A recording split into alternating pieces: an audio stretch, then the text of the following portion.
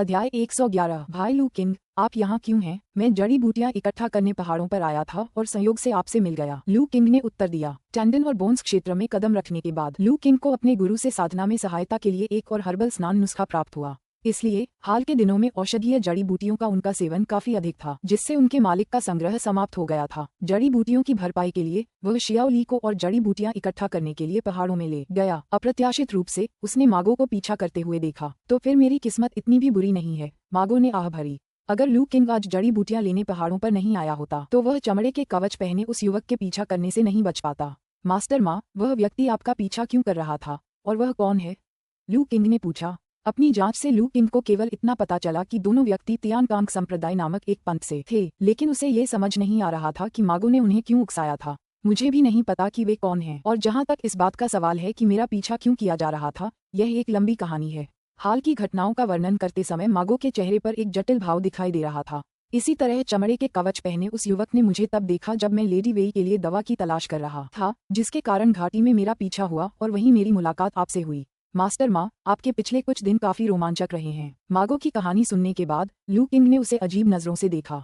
उन्हें एहसास हुआ कि मागो का भाग्य कुछ खास अच्छा नहीं था और ऐसा लग रहा था कि यंग मास्टर वेई के साथ उनका कुछ मतभेद था। जब भी वे मिलते मागो को कष्ट सहना पड़ता था, और इस बार तो वह लगभग मर ही गया था। भाई लू किंग, कृपया मुझे चिढ़ाओ मत, मागो ने पसीना पोंछते हुए कहा। मुझे उस जंगल में जाने का बहुत पछतावा हो रहा है। लू किंग मुस्कुराई और चिढ़ाना बंद कर दिया। इसके बजाय उन्हें मागो के प्रति थोड़ी प्रशंसा का भाव महसूस हुआ।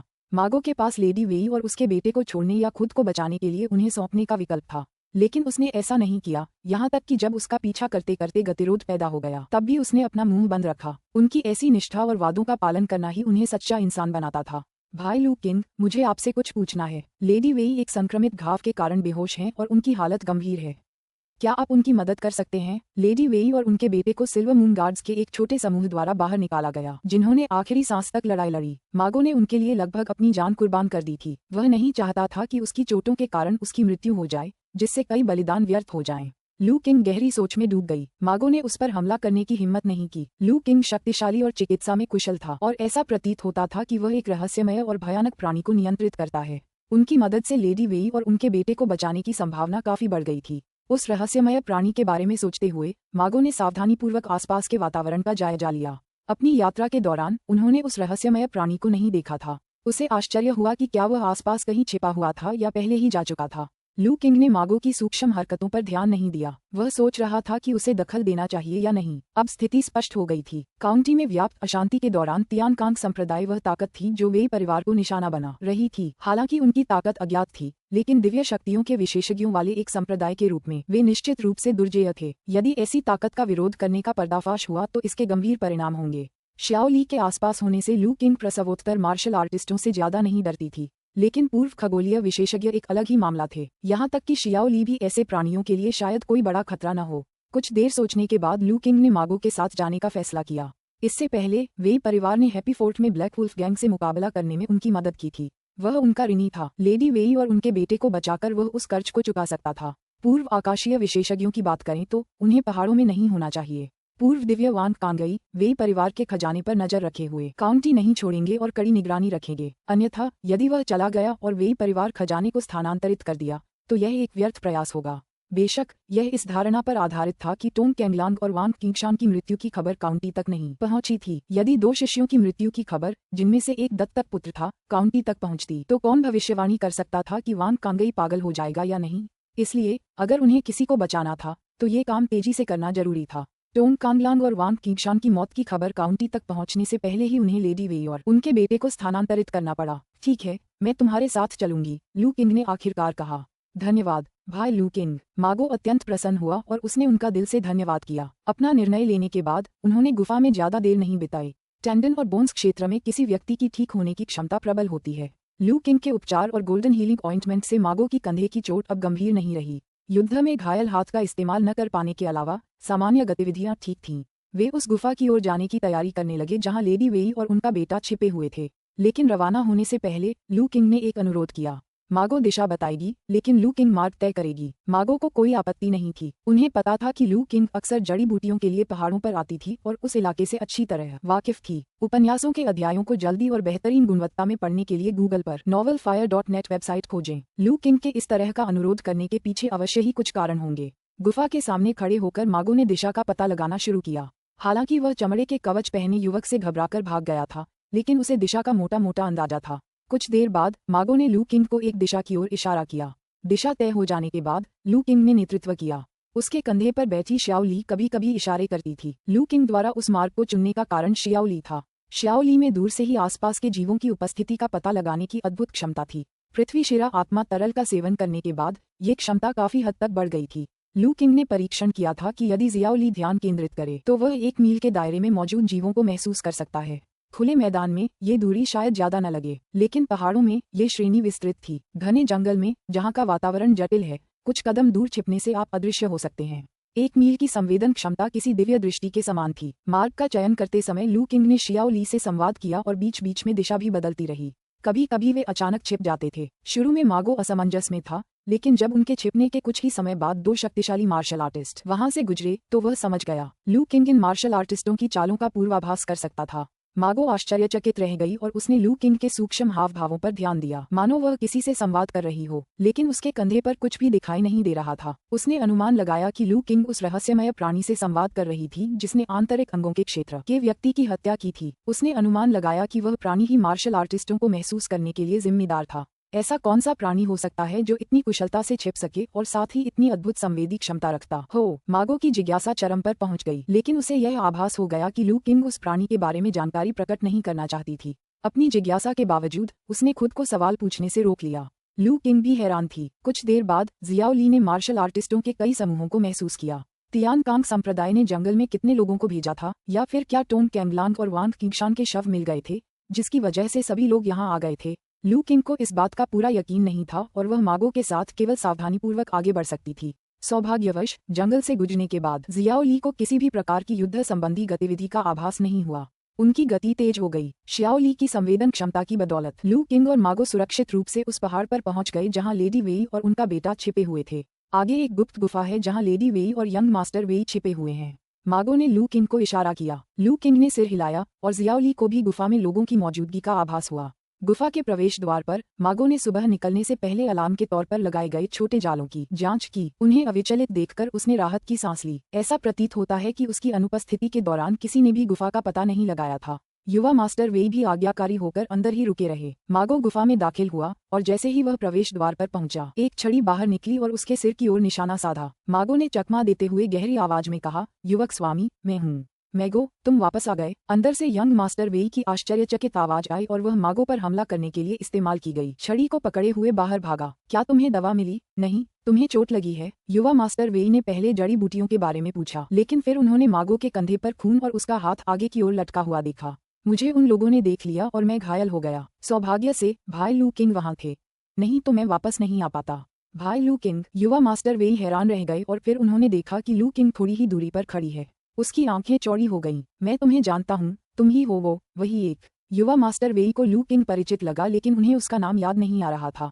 ये भाई लू किंग हैं, जो पुराने डॉक्टर चेन के शिष्य हैं। आपको इन्हें याद रखना चाहिए। मागो ने याद दिलाया। हाँ, मुझे याद है, आप ही थे जो हर दिन मेरी दवा बनाते थे।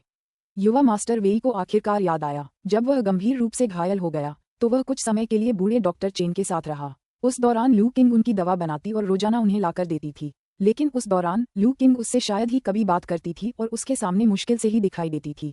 इसलिए हालांकि यंग मास्टर वेई को वह परिचित लगा, लेकिन वे करीबी दोस्त नहीं थे। नमस्कार युवा स्वामी वेई, मुझे पहाड़ों में आपसे मिलने की उम्मीद नहीं थी। लू किंग ने मुस्कुराते हुए कहा। तुम यहाँ कैसे आए? युवा मास्टर वेई आश्चर्यचकित रह गए। युवक स्वामी, भाई लू किंग पुराने चिकित्सक चेन के प्रिय शिष्य हैं और चिकित्सा में भी निपुण हैं। मेरी उनसे अचानक मुलाकात हो गई। मैंने उसे पहाड़ों में बुलाया और लेडी वेई की मदद करने के लिए आमंत्रित किया, मागो ने बताया। जी हाँ, तुम बूढ़े डॉक्टर चेन के शिष्य हो, युवा मास्टर वेई ने प्रतिक्रिया दी। फिर घबराकर कहा, लू किंग, कृपया मेरी माँ को बचाओ। मैंने अभी अभी उनका हालचाल पूछा, उनका बुखार बढ़ गया है और वे बेहोश हैं। उनकी हालत बहुत खराब है। लेडी वेई की बात करें तो यंग मास्टर वेई को इस बात की परवाह नहीं थी कि लू किंग वहाँ क्यों थी और उन्होंने तुरंत विनती की। अरे, बात इतनी गंभीर है? मुझे देखने दीजिए। यंग मास्टर वेई की बातें सुनकर लू किंग का चेहरा गंभीर हो गया।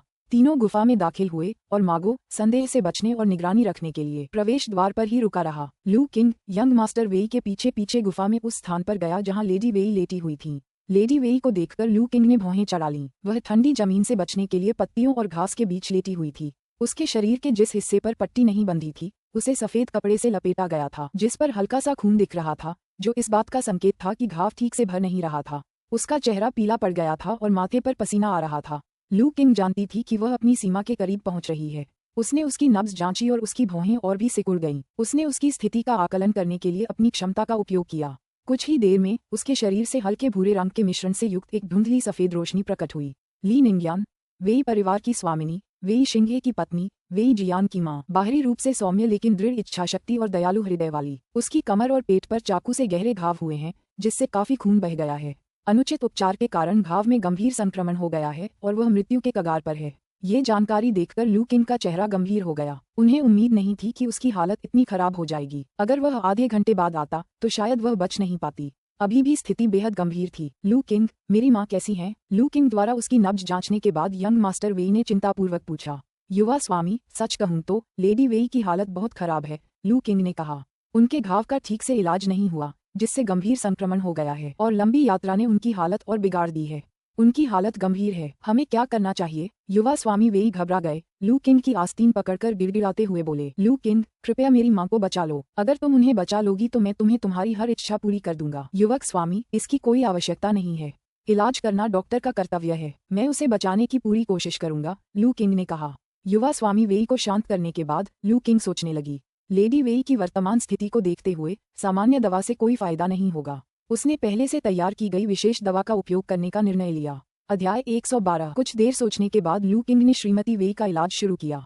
श्रीमती वेई की तकलीफ देखकर उन्होंने सबसे पहले चांदी की सुइयों से एक्यूपंक्चर किया। कुछ इंजेक्शन लगने के बाद श्रीमती वेई की कसकर सिकुड़ी हुई भौहें थोड़ी ढीली पड़ गईं और उनका चेहरा पहले जैसा पीला नहीं रहा। ये देखकर लू किंग ने कुछ संतुष्टि के साथ सिर हिलाया। चिकित्सा तकनीकों के हालिया अध्ययन और मार्शल आर्ट में हुई प्रगति के साथ उन्होंने मानव शरीर की गहरी समझ हासिल कर ली थी। एक्यूपंक्चर में उनकी कुशलता में काफी सुधार हुआ था। श्रीमती वेई के दर्द को तुरंत कम करने वाली सुइयों का प्रभाव ही इसका सबसे बड़ा प्रमाण था। हालांकि ये केवल एक अस्थायी समाधान था। श्रीमती वेई की स्थिति को देखते हुए केवल एक्यूपंक्चर से समस्या का समाधान नहीं हो सकता था। सामान्य दवाओं का प्रभाव भी सीमित हो सकता है। इसके अलावा उनकी मौजूदा स्थिति को देखते हुए दवा बनाने के लिए आग जलाना उचित नहीं था। श्रीमती वेई के दर्द को कम करने के लिए सुई लगाने के बाद लू किंग ने अपनी छोटी दवाइयों की पेटी से एक जेड की बोतल निकाली और चिंतन में डूब गया।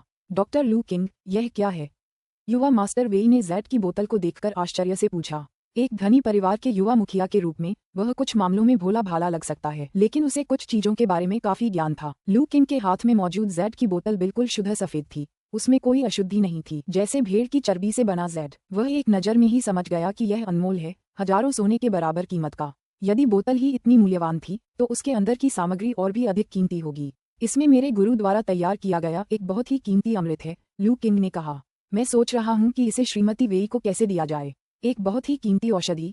युवा मास्टर वेई ने तुरंत पूछा। क्या यह मेरी माँ को बचा सकती है? ऐसा हो सकता है। भले ही यह श्रीमती वेई को तुरंत ठीक न कर पाए, लेकिन यह अस्थायी रूप से उनकी जान बचा सकता है। ये सुनकर युवा स्वामी वेई ने जल्दी से विनती की, डॉक्टर लू किंग, कृपया मेरी माँ को बचा लीजिए। ये औषधि चाहे कितनी भी कीमती क्यों न हो, हमारा वेई परिवार आपको दुगुनी नहीं 10 गुनी कीमत चुकाएगा। युवा स्वामी वेई, आप मजाक कर रहे हैं। चूंकि मेरा इरादा आपकी माँ को बचाने का है, इसलिए मैं दवा देने में कंजूसी नहीं करूंगा। मैं कुछ और सोच रहा हूँ, लू किंग ने गंभीरता से कहा। क्या आपको और कोई बात परेशान कर रही है, डॉक्टर लू किंग? कोई बात नहीं, कुछ नहीं हुआ।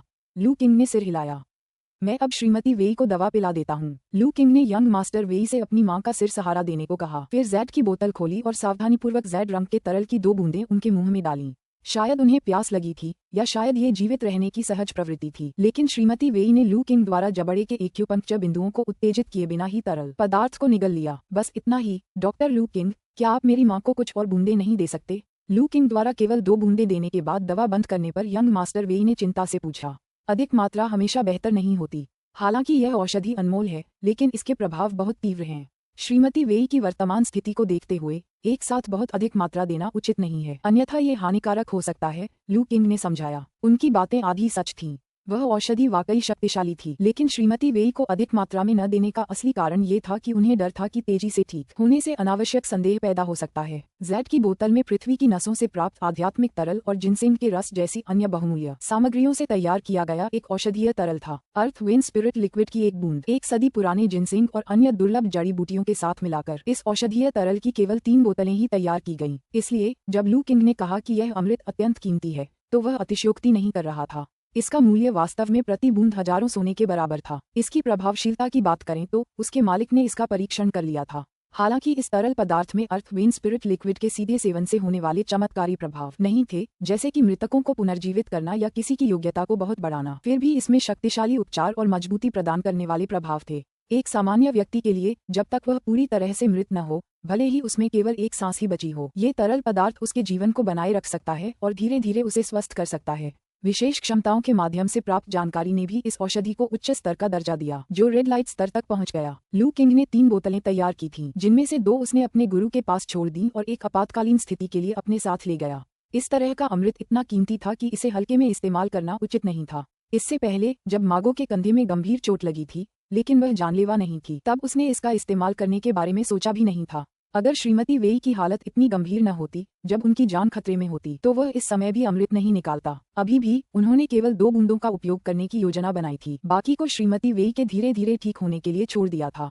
युवा स्वामी वेई ने लू किंग की व्याख्या सुनकर उस पर कोई संदेह नहीं किया। वह इस चिकित्सीय सिद्धांत को समझता था कि अत्यधिक पोषण हानिकारक हो सकता है, खासकर अपनी मां की कमजोर स्थिति को देखते हुए। यह महसूस करते ही उन्होंने तुरंत लू किंग से माफी मांगते हुए कहा, मुझे माफ कर दीजिए डॉक्टर लू किंग, मैं बहुत अधीर हो गया था। कोई बात नहीं यंग मास्टर वेई, आप बस श्रीमती वेई के स्वास्थ्य को लेकर चिंतित हैं। लू किंग मुस्कुराई। दरअसल वह कुछ हद तक हैरान था। इस बार यंग मास्टर वेई में काफी बदलाव आया हुआ प्रतीत हो रहा था। उनका स्वभाव पहले की तुलना में काफी कम अभिमानी था। ऐसा प्रतीत होता था कि इतनी सारी परेशानियों से गुजरने के बाद वह काफी परिपक्व और विकसित हो गया था। तो डॉक्टर लू किंग, क्या मेरी माँ अब सुरक्षित हैं? युवा मास्टर वेई ने पूछा। दवा लेने के बाद श्रीमती वेई की हालत धीरे धीरे सुधरनी चाहिए।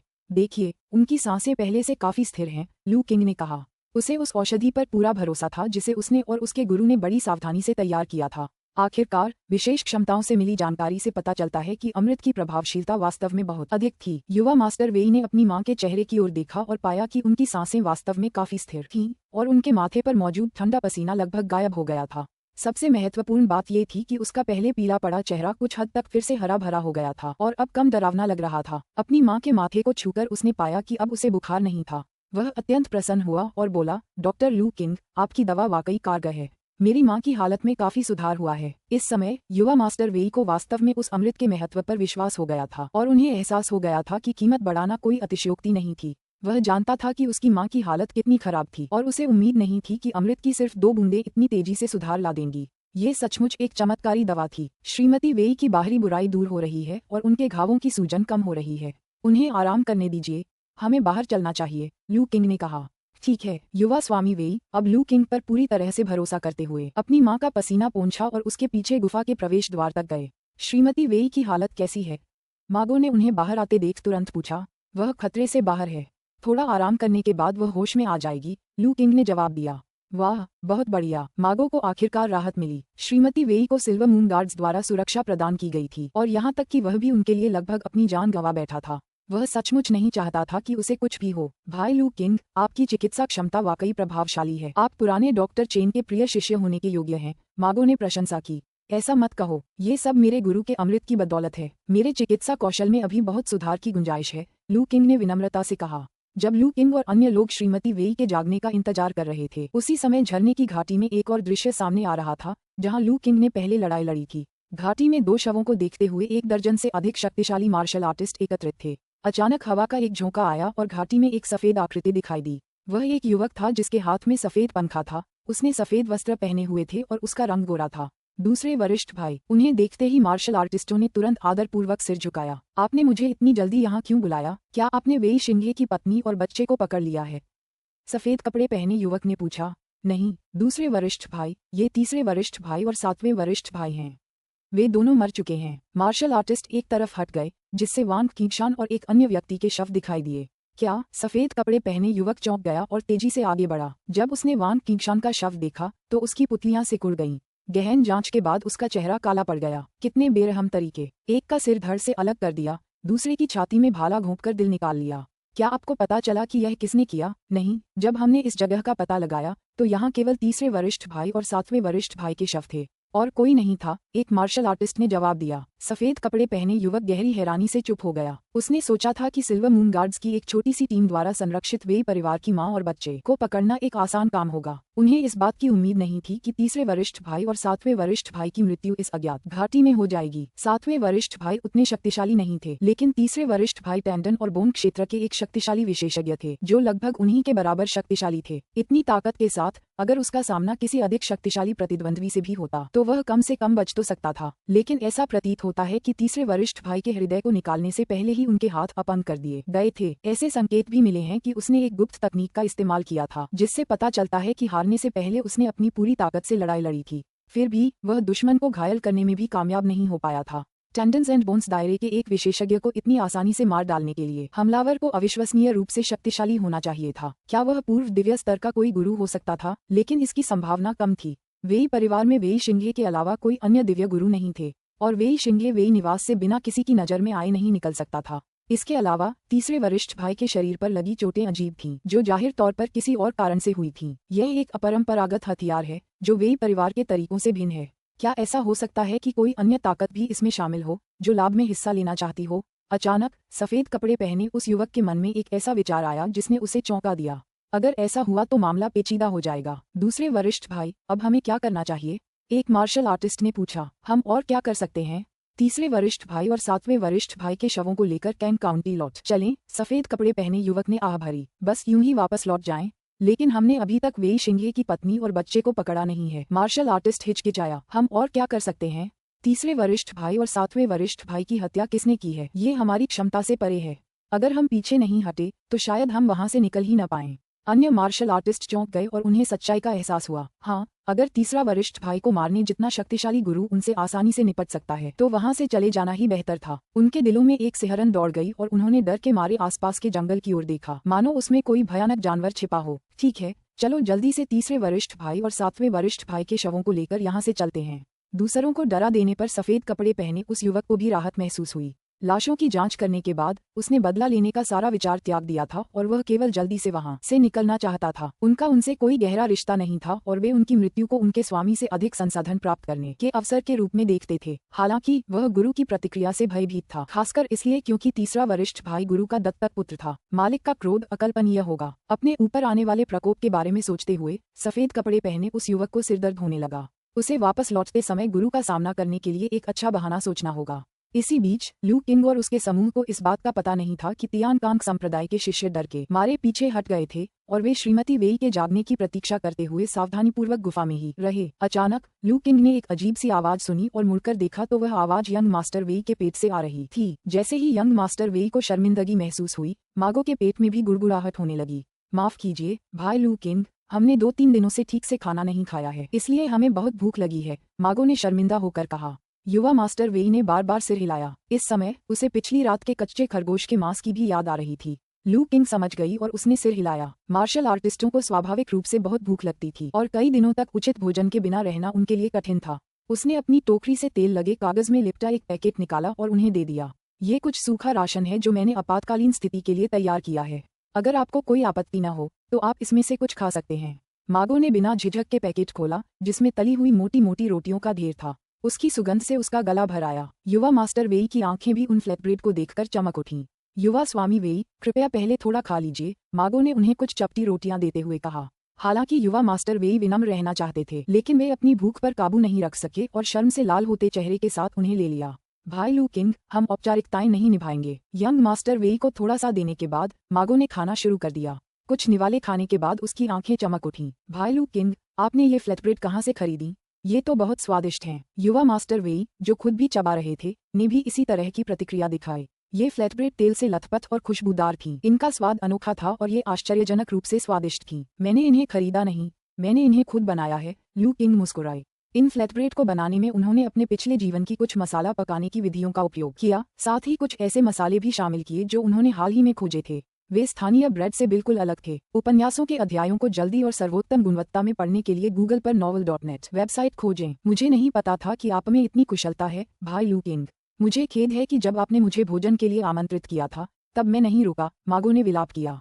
आप मुझे दोष नहीं दे सकते। आप हमेशा कहते थे कि आपके पास करने के लिए काम है। लू किंग हंसते हुए बोली, मैं वाकई एक बड़ा मौका चूक गया, मागो ने अफसोस जताते हुए कहा। युवा मास्टर वेई ने रोटी का भरपूर आनंद लिया और महसूस किया कि यह अब तक की सबसे अच्छी रोटी थी जो उन्होंने कभी खाई थी। वह पूछे बिना नहीं रह सका, डॉक्टर लू किंग, आपने इन फ्लैटब्रेड के लिए कौन सा तेल इस्तेमाल किया? ये तो बहुत ही स्वादिष्ट हैं। यंग मास्टर वेई के चेहरे पर उत्सुकता का भाव देखकर लू किंग को बाजार में हुई उनकी पहली मुलाकात याद आ गई और उसके मन में एक शरारती विचार आया। मैंने चर्बी का इस्तेमाल किया था, लॉर्ड। युवा मास्टर वेई ने एक सुअर की कल्पना की और थोड़ा असहज महसूस किया। उसने कभी सुअर का मांस नहीं खाया था, लेकिन वह स्वादिष्ट भोजन को थूकने की हिम्मत नहीं कर सका। खुद को ये यकीन दिलाने के बाद कि उसने कच्चा खरगोश का मांस भी खा लिया है, उसने खाना जारी रखा और बेचैनी गायब हो गई। उन्होंने कहा, मैंने कभी नहीं सोचा था कि चर्बी से बना खाना इतना स्वादिष्ट हो सकता है। शायद मेरे मन में पहले से ही बहुत सारी गलत धारणाएं थीं। लू किंग ने हल्के से सिर हिलाया। वह देख सकता था कि यंग मास्टर वेई वास्तव में परिपक्व हो गए थे। पहले वह कभी ऐसी बात नहीं कहता था। उसे बाजार में सुअर का मांस और उसके अंदरूनी अंगों को देखकर लड़के की भयभीत प्रतिक्रिया याद आ गई। हाँ, सुअर देखने में गंदे लग सकते हैं, लेकिन अगर उन्हें ठीक से पकाया जाए तो सुअर का मांस स्वादिष्ट हो सकता है, लू किंग ने कहा। सच में, जब हम बाहर निकलेंगे तो मैं आपके बनाए हुए और भी व्यंजन चखना चाहूंगी, भाई लू किंग, मागो ने उत्सुकता से कहा। आपका कभी भी स्वागत है, लू किंग हंसते हुए बोली। हालांकि फ्लैटब्रेड प्रचुर मात्रा में थे, फिर भी उनसे मागो और यंग मास्टर वेई का पेट आधा ही भरा। छोटे मास्टर वेई ने अपनी मां के लिए एक टुकड़ा बचा लिया, ये सोचकर कि जब वह जागेगी तो उसे भूख लगी होगी। लू किंग और मागो ने स्वाभाविक रूप से उनकी पितृभक्ति की सराहना की। खाना खाने के बाद उन्होंने 1 घंटे और इंतजार किया। फिर उन्हें गुफा से एक कराहने की आवाज सुनाई दी। श्रीमती वेई, जो कई दिनों से बेहोश थीं, आखिरकार होश में आ गईं। अध्याय 114। श्रीमती वेई और उनके बेटे का इंतजाम करने के बाद लू किंग मागो के घर से चला गया। अब वह और कोई मदद नहीं कर सकता था। जब तक श्रीमती वेई और उनका बेटा चुपचाप घर में रहते हैं और किसी का ध्यान आकर्षित नहीं करते, तब तक कोई बड़ी समस्या नहीं होनी चाहिए। श्रीमती वेई का शरीर औषधीय तरल की 2 बूंदें लेने के बाद समय के साथ पूरी तरह से ठीक हो जाएगा, इसलिए उन्हें अतिरिक्त उपचार प्रदान करने की आवश्यकता नहीं थी। इसलिए लू किंग ने अपना काम पूरा कर लिया और सीधे वहां से चला गया। घर लौटते समय लू किंग को सुकून महसूस हुआ। हालांकि इस पर्वतीय यात्रा में कुछ अप्रत्याशित घटनाएं हुई, लेकिन अच्छी बात ये थी कि वह वेई परिवार का कर्ज चुका सका। श्याओ ली, इस बार सब कुछ तुम्हारी वजह से ही संभव हो पाया, वरना अंत में मैं उस व्यक्ति से निपट नहीं पाता। लू किंग ने अपने कंधे पर खड़े शियाओ ली को सहलाया, जिससे शियाओ ली ने आराम से अपनी आंखें सिकोड़ लीं। इस समय तक जियाओ ली ने अपनी अदृश्यता को हटा दिया था, जिससे उसका असली रूप सामने आ गया था। हॉल टिल्डर, शियाओ ली ने गर्व से पुकारा। मुझे पता है, वापस आने पर मैं तुम्हें ढेर सारी मछलियां दूंगा, लू किंग हंसते हुए बोली। वादा मिलने के बाद जियाओ ली संतुष्ट हो गई और लू किंग के कंधे पर लेट गई। श्याओ ली के आलसी चेहरे को देखकर लू किंग अपनी हंसी नहीं रोक पाए। किसने सोचा होगा कि इतनी प्यारी सी छोटी सी चीज वास्तव में एक भयानक आत्मा राक्षस हो सकती है, जो आंतरिक अंगों के क्षेत्र के विशेषज्ञों को भी आसानी से मार सकती है। वांग किंगशान की मृत्यु से पहले उनके द्वारा उत्पन्न हुई आभा के बारे में सोचकर लू किंग को अभी भी थोड़ा डर लग रहा था, लेकिन इतना शक्तिशाली योद्धा भी शियाओ ली का मुकाबला नहीं कर सका। अदृश्य होने की प्रतिभा और आश्चर्यजनक गति के साथ साथ अपने अजेय पंजों और नुकीले दांतों के कारण जियाओ ली वास्तव में भयानक थी। आंतरिक अंगों के क्षेत्र के विशेषज्ञों को भी इसके हमले का सामना करना मुश्किल लगा। आखिरकार, हालांकि आंतरिक अंगों के क्षेत्र के विशेषज्ञों के शरीर मजबूत थे, फिर भी वे असली तपाए हुए स्टील जितने अच्छे नहीं थे। जियाओ ली के पंजे आसानी से स्टील को काट सकते थे, तो आंतरिक अंगों के क्षेत्र के योद्धा उनका सामना कैसे कर सकते थे? लू किंग को आश्चर्य हुआ कि क्या दिव्य लोक के विशेषज्ञ भी शियाओ ली के पंजों का सामना कर पाएंगे। लेकिन पूर्व दिव्य क्षेत्र के विशेषज्ञों की क्षमताएं जन्म के बाद के क्षेत्र के विशेषज्ञों की तुलना में कहीं अधिक थीं, इसलिए ये कहना मुश्किल था कि क्या जियाओ ली की अदृश्यता उनके खिलाफ अभी भी प्रभावी होगी। इसलिए ये परिकल्पना केवल विचार करने के लिए एक बिंदु थी। घर लौटकर लू किंग ने सबसे पहले शियाओ ली को खाने के लिए मछली की एक थाली परोसी। फिर उसने अपना खाना खुद बनाना शुरू कर दिया। उसने अपना सारा राशन मागो और यंग मास्टर वेई को दे दिया था, जिससे वह पूरे दिन बिना भोजन के रह गया था। उसने यूं ही कुछ पकाया और जब तक वह खाने के लिए तैयार हुआ, तब तक शियाओ ली उसमें से अधिकांश मछली खा चुकी थी। उसे अभी भी दिल खोलकर खाते हुए देखकर लू किंग ने मुस्कुराते हुए अपना सिर हिलाया। दुर्भाग्यवश वह हाल ही में कोई और दुर्लभ मछली पकड़ने में सक्षम नहीं हो पाया था। उस दुर्लभ मछली पकड़ने के स्थान पर अब कोई दुर्लभ मछली नहीं दिखाई दे रही थी। नहीं तो वह इस छोटे से जीव को अच्छा इनाम दे सकता था। शायद उसे मछली पकड़ने के लिए कोई नई अच्छी जगह ढूंढने के लिए कुछ समय निकालना चाहिए। लू किंग खाना खाते हुए सोच रही थी। भरपेट खाने पीने के बाद शियाओ ली अपने छोटे से घोंसले में सो गया। आज शियाओ यान हाफवे हाउस में थी और रात काफी हो चुकी थी, इसलिए लू किंग को उसे लेने की जल्दी नहीं थी। उसने एक पल सोचा और अपनी टोकरी उठाई और उसमें सामान ढूंढना शुरू कर दिया। दिन के समय टोंग कैंगलांग और वांग किंगशान की हत्या करने के बाद उसे उनके शवों पर कुछ वस्तुएं मिली। उस समय उनके पास ध्यान से देखने का समय नहीं था, लेकिन अब वे देख सकते थे कि उनके पास क्या था। कुछ देर ढूंढने के बाद लू किंग ने सारी चीजें मेज पर फैला दी। वहां ज्यादा चीजें नहीं थीं, अधिकतर चांदी के नोट थे और थोड़ी मात्रा में सोना और चांदी भी थी। बाकी बची हुई चीजों में चमड़े का कवच, कुछ दवा की बोतलें और अज्ञात सामग्री से बना चमड़े का चर्मपत्र का एक टुकड़ा शामिल था। आखिरकार वांग किंगशान और टोंग कांगलांग कुछ कार्यों के साथ पहाड़ों में गए थे, इसलिए स्वाभाविक रूप से वे बहुत अधिक सामान नहीं ले जाएंगे। वहां मार्शल आर्ट की कोई नियमावली या ऐसी कोई चीज नहीं थी जिस पर लू किंग को आश्चर्य नहीं हुआ। किसी संप्रदाय से जुड़े न होने वाले लोगों को छोड़कर अधिकांश लोग अपने साथ अपनी धार्मिक पुस्तकें नहीं रखते, विशेषकर वे लोग जिनका कोई गुरु होता था। उनके संप्रदाय उन्हें पाठ्य पुस्तकें बाहर ले जाने की अनुमति नहीं देते थे, अन्यथा इससे उनकी मार्शल आर्ट की क्षमता और कमजोरियां ही उजागर हो जाएंगी। चांदी और सोने के नोटों को नजरअंदाज करते हुए लू किंग ने अन्य वस्तुओं पर ध्यान केंद्रित किया। उसने सबसे पहले चमड़े के कवच के टुकड़े को देखा। चमड़े का कवच टोंग कैंगलांग के शरीर से लिया गया था, जो उसके कवच का एक टूटा हुआ टुकड़ा था। लू किंग को लंबे समय से टोंग कैंगलांग द्वारा पहने जाने वाले चमड़े के कवच के बारे में जानने की उत्सुकता थी। वह जानना चाहता था कि यह किस चीज से बना है कि यह उसकी तलवार के वार को झेल सकता है।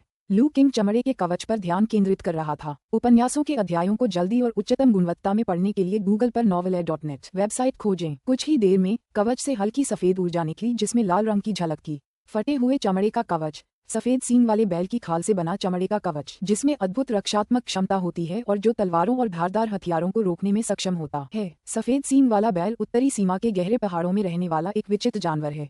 इसकी खाल अपनी असाधारण रक्षात्मक क्षमता के कारण कई योद्धाओं द्वारा खोजी जाती है, जिसके कारण ये लगभग विलुप्त होने की कगार पर है। सफेद सींगों वाला बैल, फटे पुराने चमड़े के कवच के बारे में जानकारी पढ़ने के बाद लू किंग को बात समझ आ गई। पता चला कि टोंग कांगलांग द्वारा पहना गया चमड़े का कवच एक विचित्र जानवर की खाल से बना था, इसलिए इसमें कोई आश्चर्य की बात नहीं है कि इसकी रक्षा क्षमता आश्चर्यजनक थी। दुर्भाग्यवश कवच को उसी के द्वारा नुकसान पहुंचाया गया था। इसके अलावा उसे जल्दी से निकलना था और मागो देख रहा था, इसलिए उसे एक लाश से कवच उतारने में असहजता महसूस हुई, अन्यथा वह पूरा कवच वापस ले आता। फटे पुराने चमड़े के कवच को एक तरफ रखकर लू किंग ने अपना ध्यान दवा की बोतलों की ओर मोड़ा। दवा की बोतलें वांग किंगशान और टोंग कांगलांग के पास मिलीं, और चूंकि इन बोतलों की इन दोनों संप्रदाय के शिष्यों द्वारा कड़ी सुरक्षा की जा रही थी, इसलिए इनके अंदर की दवाएं निश्चित रूप से दुर्लभ होंगी। बोतलों की डिजाइन एक जैसी थी, उनमें केवल मामूली अंतर थे और संभवतः ये तियान कांग संप्रदाय द्वारा बड़े पैमाने पर उत्पादित की गई थीं। बोतलों पर लेबल न होने के कारण लू किंग यह नहीं बता सकती थी कि उनके अंदर क्या है। उन्होंने अपनी देखने की क्षमता का प्रत्यक्ष रूप से उपयोग किया। एक सफेद रोशनी दिखाई दी। सफेद पोर्सिलेन दवा की बोतल, एक उच्च गुणवत्ता वाली बोतल जो गोलियों के औषधीय प्रभाव को अच्छी तरह से संरक्षित कर सकती है। ऐसा लगता है कि इसमें अच्छी खेती की गोलियां हैं। वाकई बोतलों में गोलियां थीं। लू किंग ने टोंग कैंगलांग से एक बोतल उठाई और उसे हिलाया, जिससे अंदर से हल्की खंखने की आवाज सुनाई दी। उसने रसोई से एक कटोरा लिया, उसे मेज पर रखा और सावधानीपूर्वक बोतल खोलकर उसकी सामग्री कटोरे में डाल दी। मोम से सील की हुई 7 या 8 गोलियां थीं। लू किंग ने अपनी जांच करने की क्षमता का उपयोग करते हुए मोम की पुष्टि की और फिर एक मोम उठाया। सतर्क रहने के लिए उन्हें दोषी नहीं ठहराया जा सकता था। मानव हृदय अप्रत्याशित होते हैं और टोंग कैंगलांग कोई अच्छा व्यक्ति नहीं था। कौन जानता है कि उसने गोलियों के साथ छेड़छाड़ की थी या नहीं। अगर उसने चोरी रोकने के लिए मोम में जहर मिलाया हो तो यह असंभव नहीं था। मोम को सावधानीपूर्वक छीलते हुए जिसके अंदर एक लाल गोली दिखाई दी, लू किंग ने अपनी क्षमता का उपयोग करके उसकी जांच की। गोली से हल्की लाल चमक निकली। लाल बत्ती गोली से निकलने वाली रोशनी को देखकर लू किंग की आंखों में खुशी की एक झलक दिखाई दी। हालांकि पूरी तरह से लाल नहीं, लेकिन लाल रोशनी वाली कोई भी चीज बुरी नहीं होगी। टेंडन को मजबूत करने वाली गोली, एक अनमोल गोली, विषैली नहीं, सेवन करने के लिए सुरक्षित। ये गोली बाघ की हड्डी, हिरण की नसें, जिनसेंग और अन्य बहुमूल्य जड़ी बूटियों से बनी है। यह नसों और हड्डियों के लिए बहुत फायदेमंद है। नसों और हड्डियों के क्षेत्र के योद्धाओं के लिए एक उत्कृष्ट सहायता है। दिन में अधिकतम एक गोली ही लें। इससे अधिक लेने से गोली के विषाक्त पदार्थ शरीर में जमा हो सकते हैं और शरीर को नुकसान पहुंचा सकते हैं। टेंडन को मजबूत करने वाली गोली, क्या ये टेंडन और हड्डियों से संबंधित कोई गोली है? गोली पर लिखी जानकारी देखकर लू किंग बेहद खुश हो गई। यह वाकई एक अप्रत्याशित आश्चर्य था। ये गोली उसके गुरु द्वारा दी गई विधि से तैयार किए गए काढ़े से कहीं बेहतर थी। अब वह टेंडन और हड्डियों के क्षेत्र में था और इसका अच्छी तरह से उपयोग कर सकता था। चारों बोतलों को देखने पर पता चला कि उनमें से 2 टोंग कांगलांग की थीं। उसने दूसरी बोतल खोली और पाया कि वह भी टेंडन को मजबूत करने वाली गोलियों से भरी हुई थी, और यह बोतल 18 गोलियों से भरी हुई थी। कुल मिलाकर उसने 25 टेंडन स्ट्रेंथनिंग पिल्स प्राप्त कर ली थीं, जो 1 महीने के प्रशिक्षण के लिए पर्याप्त थीं। 1 महीना। हाल के दिनों में उनकी तीव्र प्रगति के बारे में सोच रहा हूँ। इन टेंडन स्ट्रेंथनिंग पिल्स की मदद से लू किंग कल्पना भी नहीं कर सकता था कि वह 1 महीने में टेंडन और बोन्स क्षेत्र में कितनी प्रगति कर सकता है। सचमुच रात में चरने के बिना घोड़ा मोटा नहीं होता और अप्रत्याशित लाभ के बिना कोई व्यक्ति अमीर नहीं होता। टोंग कांगलांग ने सचमुच मुझे एक बड़ा उपहार दिया है। लू किंग प्रसन्न होकर अपना ध्यान बाकी 2 बोतलों की ओर मोड़ लिया। अगर टोंग कांगलांग द्वारा ले जाई गई गोलियां इतनी चौंकाने वाली थीं, फिर उनके बड़े भाई, जो आंतरिक अंगों के क्षेत्र के कहीं अधिक शक्तिशाली विशेषज्ञ वांग किंगशान हैं, द्वारा ले जाई गई गोलियां निश्चित रूप से असाधारण होंगी। उसने तुरंत एक बोतल खोली। अंदर मोम से सील की हुई गोलियां थीं। लू किंग ने थोड़ा सा छिलका उतारा तो पाया कि अंदर की गोली मोती जैसी दूधिया सफेद थी। उसने जांच करने की अपनी क्षमता का इस्तेमाल किया। गोली से हल्की लाल रोशनी निकली। ची पोषण गोली, एक अनमोल गोली, विषैली नहीं, सेवन करने के लिए सुरक्षित। ये गोली यूनमेघ फल, हिमकमल और अन्य बहुमूल्य जड़ी बूटियों से बनी है। ये शरीर की शक्ति को बढ़ाने में प्रभावी है और आंतरिक अंगों के क्षेत्र के योद्धाओं के लिए एक उत्कृष्ट सहायक है। दिन में एक गोली लेना सबसे अच्छा है।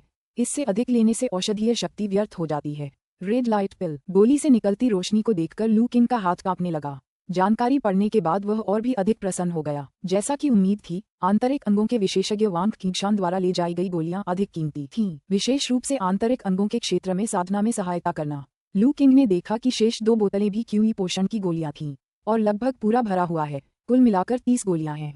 पर्याप्त। आंतरिक अंगों के क्षेत्र में प्रवेश करने के बाद पूरे 1 महीने तक साधना करनी होगी। टेबल पर रखी गोलियों की 4 बोतलों को देखकर लू किंग खुश तो हुई, लेकिन साथ ही थोड़ी सतर्क भी महसूस कर रही थी। वांग किंगशान और टोंग कांगलांग एक जैसी बोतल डिजाइन वाली इन कीमती गोलियों को ले जा सकते थे। इससे संकेत मिलता है कि ये गोलियां संभवतः स्वयं नहीं बनाई गई थीं। ये संसाधन संभवतः उनके संप्रदाय या गुरु द्वारा प्रदत्त किए गए थे। बहरहाल, संप्रदाय के शिष्यों को साधना के लिए ऐसी बहुमूल्य गोलियों का उपयोग करने की अनुमति देना तियान कांग संप्रदाय की गहराई को दर्शाता है, और उसने उस संप्रदाय के 2 शिष्यों की हत्या कर दी थी। एक बार खबर फैल गई तो बहुत बड़ी मुसीबत खड़ी हो जाएगी। तब शायद उसे तुरंत भागना पड़े। ऐसा प्रतीत हुआ कि उसे फिलहाल गांव में ही रहना चाहिए और पहाड़ों में जाने से बचना चाहिए। लू किंग ने फैसला किया। आखिरकार, इतनी सारी टेंडन स्ट्रेंथनिंग पिल्स होने के कारण उसे लंबे समय तक जड़ी बूटियां इकट्ठा करने के लिए पहाड़ों में जाने की जरूरत नहीं थी। इस निर्णय के साथ लू किंग ने अपना ध्यान अंतिम वस्तु की ओर मोड़ दिया। यह वांग किंगशान के पास से मिला चमड़े का एक चर्मपत्र का टुकड़ा था। उस समय वांग किंगशान ने इसे बड़ी सावधानी से छिपा रखा था। इसका रंग इंसानी त्वचा के रंग से मिलता जुलता था, इसलिए ये लगभग किसी की नजर में नहीं आया। वांग किंगशान द्वारा इतनी कड़ी सुरक्षा में रखी गई कोई भी चीज साधारण नहीं हो सकती। लू किंग ने चर्मपत्र की त्वचा पर ध्यान केंद्रित किया। उसमें से एक गहरा लाल प्रकाश निकला। पूर्व स्वर्गीय मानव त्वचा चर्मपत्र। पूर्व स्वर्गीय क्षेत्र के योद्धा की त्वचा से बना त्वचा चर्मपत्र, जो तलवारों और आग के प्रति प्रतिरोधी है। ऐसा कहा जाता है कि दिव्य ऊर्जा से पोषित दिव्य लोक के योद्धाओं के शरीरों में कुछ दुष्ट मानसिकता वाले लोगों के लिए मूल्यवान अद्वितीय गुण होते हैं। तकनीक मिल गई। सीखने के लिए सिमुलेशन डाउनलोड करें। चमड़े के चर्मपत्र से मिली जानकारी को देखकर लू किंग दंग रह गई। उन्हें इस बात की उम्मीद नहीं थी कि वह चर्मपत्र मानव त्वचा से बना होगा, और वह भी किसी पूर्व स्वर्गीय क्षेत्र के योद्धा की त्वचा से। उसने सोचा कि किस दुर्भाग्यशाली पूर्व स्वर्गीय योद्धा की मृत्यु के बाद उसकी त्वचा उतार दी गई होगी। उस क्षमता के संकेत को देखकर लू किंग हिचकिचा गई। सच कहें तो मानव त्वचा पर दर्ज की गई एक तकनीक ने उन्हें असहज महसूस कराया। उसने चर्मपत्र को कई बार पलटा, लेकिन उस पर कोई लिखावट नहीं मिली। यहाँ तक कि कोई छिपी हुई परत भी नहीं है, जिससे तकनीक को पहले से समझना असंभव हो जाता है। इसलिए इसमें कोई आश्चर्य की बात नहीं है कि वांग किंगशान ने उस चर्मपत्र को अपने पास रखा था। हालांकि यह स्पष्ट नहीं था कि उसे ये कैसे मिला, लेकिन उसने इसकी विशिष्टता को स्पष्ट रूप से पहचान लिया था। इसलिए वह इसे अपने साथ लेकर चलता रहा, इसके रहस्यों को सुझाने की कोशिश करता रहा। क्या उसे कुछ समझ में आया, ये तो अज्ञात था, लेकिन लू किंग अपनी क्षमता के बिना कुछ भी नहीं समझ सकता था। इससे लू किंग दुविधा में पड़ गई। हालांकि कुछ सोचने के बाद उन्होंने पहले तकनीक को डाउनलोड करने का फैसला किया। इसे सीखना है या नहीं, ये तकनीक पर निर्भर करेगा। इसी विचार के साथ लू किंग ने डाउनलोड करने का विकल्प चुना। फिर उसने चर्मपत्र को घूरकर देखा। डाउनलोडिंग जारी है। प्रगति 1%, 2%, 3%। हालांकि उसे कुछ दिखाई नहीं दिया, लेकिन उस क्षमता से संकेत मिलता है कि चर्मपत्र में कोई तकनीक मौजूद थी। 0.97%, 98%, 99%, 100%। डाउनलोड पूरा हुआ।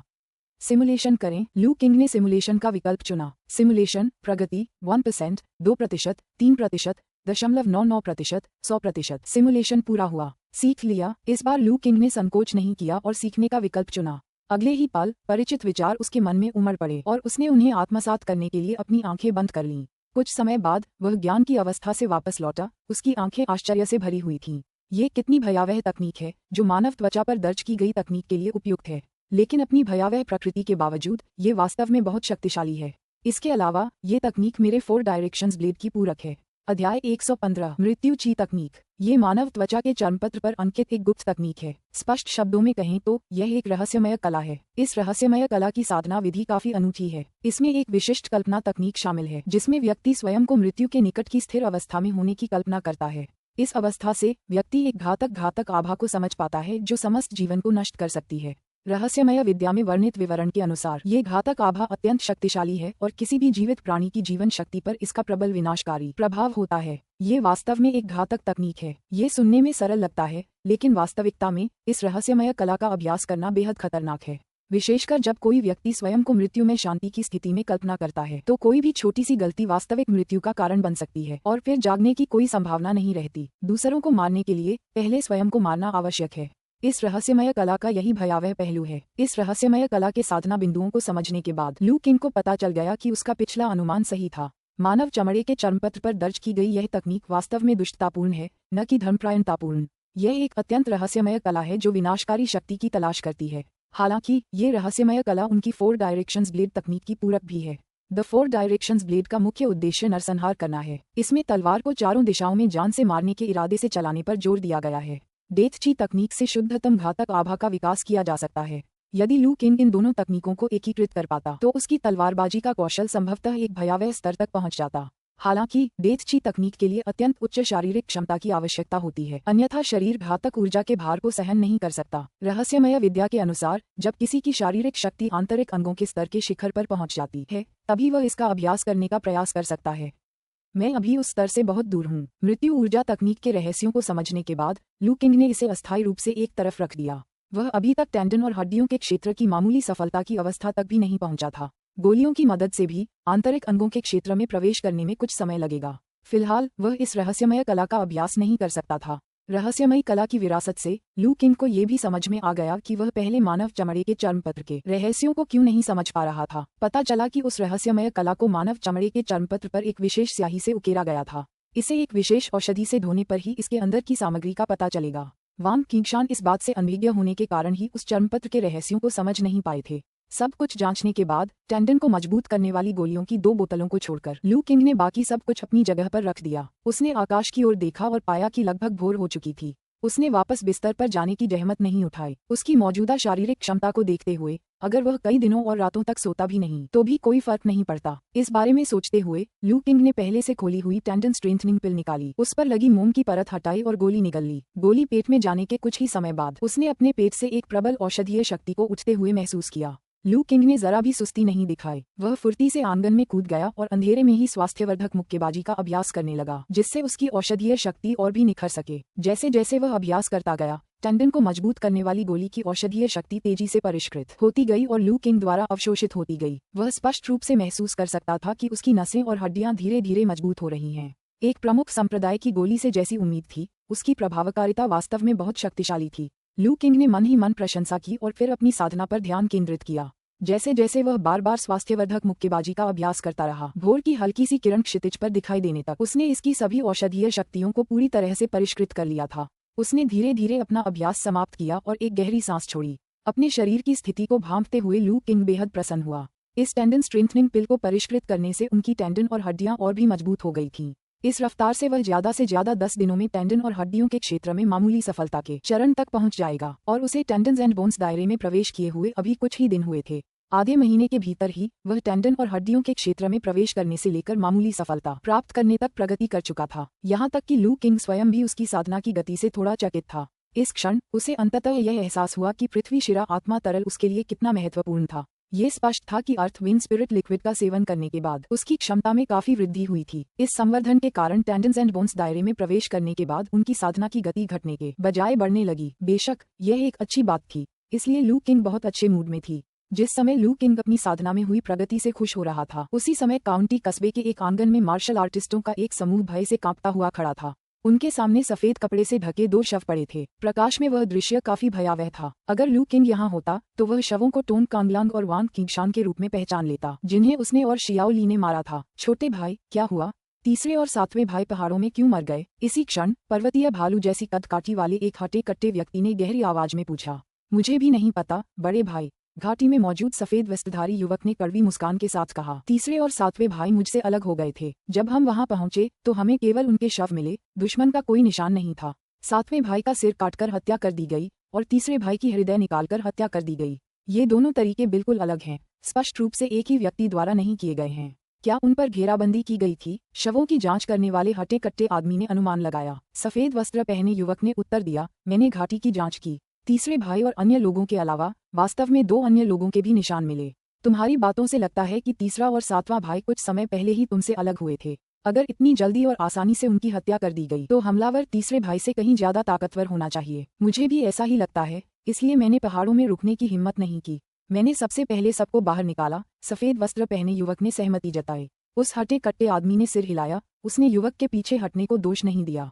तीसरे भाई की भी मृत्यु हो चुकी थी। दूसरे भाई और बाकी भाइयों के लिए जंगल में रुकने का कोई मतलब नहीं था। अगर वे वहां से नहीं निकलते तो शायद उनकी भी वहीं मौत हो जाती। लेकिन हमलावर कौन था? जो व्यक्ति तीसरे भाई को आसानी से मार सकता है वह लगभग उतना ही ताकतवर होना चाहिए जितना कि वह खुद था। वेई परिवार में केवल वेई शिंघे के पास ही उस तरह की ताकत थी, लेकिन वेई शिंघे अपने पैतृक घर को छोड़े बिना वेई निवास नहीं छोड़ेंगे। क्या ऐसा हो सकता है कि वेई परिवार ने बाहरी मदद ली हो या किसी अन्य ताकत ने हस्तक्षेप करके हिस्सा ले लिया हो? ये सोचकर उस हटे कट्टे आदमी का दिल बैठ गया। अगर ऐसा था तो उन्हें सावधान रहना होगा। वे नहीं चाहते थे कि उनकी कड़ी मेहनत से हासिल की गई गति का फायदा उठाया जाए जिससे वे हंसी का पात्र बन जाएं। सफेद वस्त्र पहने युवक ने सावधानी से पूछा, बड़े भाई, क्या मालिक शहर में नहीं है? मास्टर किसी का स्वागत करने के लिए शहर से बाहर गए थे। सफेद वस्त्र पहने युवक ने चौड़ी आंखों से पूछा, कौन इतना महत्वपूर्ण व्यक्ति है कि गुरुजी को स्वयं उनसे मिलने आना पड़ा? उस हटे कट्टे आदमी ने उसकी तरफ एक नजर डाली। तुम्हें उन चीजों के बारे में नहीं पूछना चाहिए जिनके बारे में तुम्हें जानने की जरूरत नहीं है। गुरुजी के मामलों में दखल देना तुम्हारा काम नहीं है। तुम्हें ये सोचना चाहिए कि गुरुजी के लौटने पर उन्हें तीसरे भाई की मौत के बारे में कैसे समझाओगे। युवक कांप उठा और आगे कुछ पूछने की हिम्मत नहीं कर पाया। वह जानता था कि यद्यपि वह गुरु के शिष्यों में दूसरे स्थान पर था, लेकिन गुरु की दृष्टि में उसका दर्जा वरिष्ठ भाई से कहीं निम्न था। वह तो तीसरे भाई के भी बराबर नहीं था जो स्वामी का दत्तक पुत्र था। बड़े भाई को सब कुछ पता था, लेकिन उसे कुछ भी पता नहीं था। इस बार भी उन्होंने वेई परिवार पर उनके खजाने के लिए दबाव डाला, लेकिन उसे पता ही नहीं था कि खजाना क्या था। ऐसा प्रतीत होता था कि बड़े भाई को ये बात अच्छी तरह से पता थी। युवक के मन में थोड़ी सी ईर्ष्या उत्पन्न हुई, लेकिन उसने उसे तुरंत दबा दिया। जैसे जैसे समय बीतता गया और सूरज निकला, अचानक आंगन में एक परछाई दिखाई दी जो पहले तो किसी का ध्यान नहीं गया। उपन्यासों के अध्यायों को जल्दी और बेहतरीन गुणवत्ता में पढ़ने के लिए गूगल पर novelfire.net वेबसाइट खोजें। वह एक बूढ़ा आदमी था जिसका चेहरा पतला और क्रूर था, बिल्कुल गंजेबाज जैसा। क्या हुआ? दूसरे शिष्य, तीसरे भाई की मृत्यु कैसे हुई? उस कर्कश आवाज ने सबको कँपा दिया। अंततः उन्होंने परछाई को देखा। सभी ने जल्दी से झुककर कहा, गुरु, दूसरे वरिष्ठ। यह व्यक्ति उनका गुरु वांग कांगई था। वांग कांगई ने उनके अभिवादन को अनसुना कर दिया। उसकी उग्र निगाहें सफेद वस्त्र पहने युवक पर टिकी हुई थीं। मैंने आपसे पूछा था, तीसरे भाई की मृत्यु कैसे हुई? अपने गुरु की निगाहों के सामने ही वह युवक पसीने से तरबतर हो गया। गुरुजी, ऐसा हुआ था। युवक हकलाते हुए वही बात दोहरा रहा था जो उसने बड़े भाई को बताई थी। ये सुनने के बाद वांग कांगई ने बाकी लोगों की ओर देखा।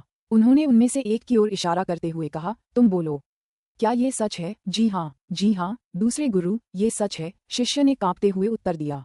तो तुम पहाड़ों में गए, वेई शिंघे की पत्नी और बच्चे को पकड़ने में असफल रहे और तीसरे और सातवें भाइयों को खो दिया। युवक कांप उठा और उसने अपना सिर झुका लिया।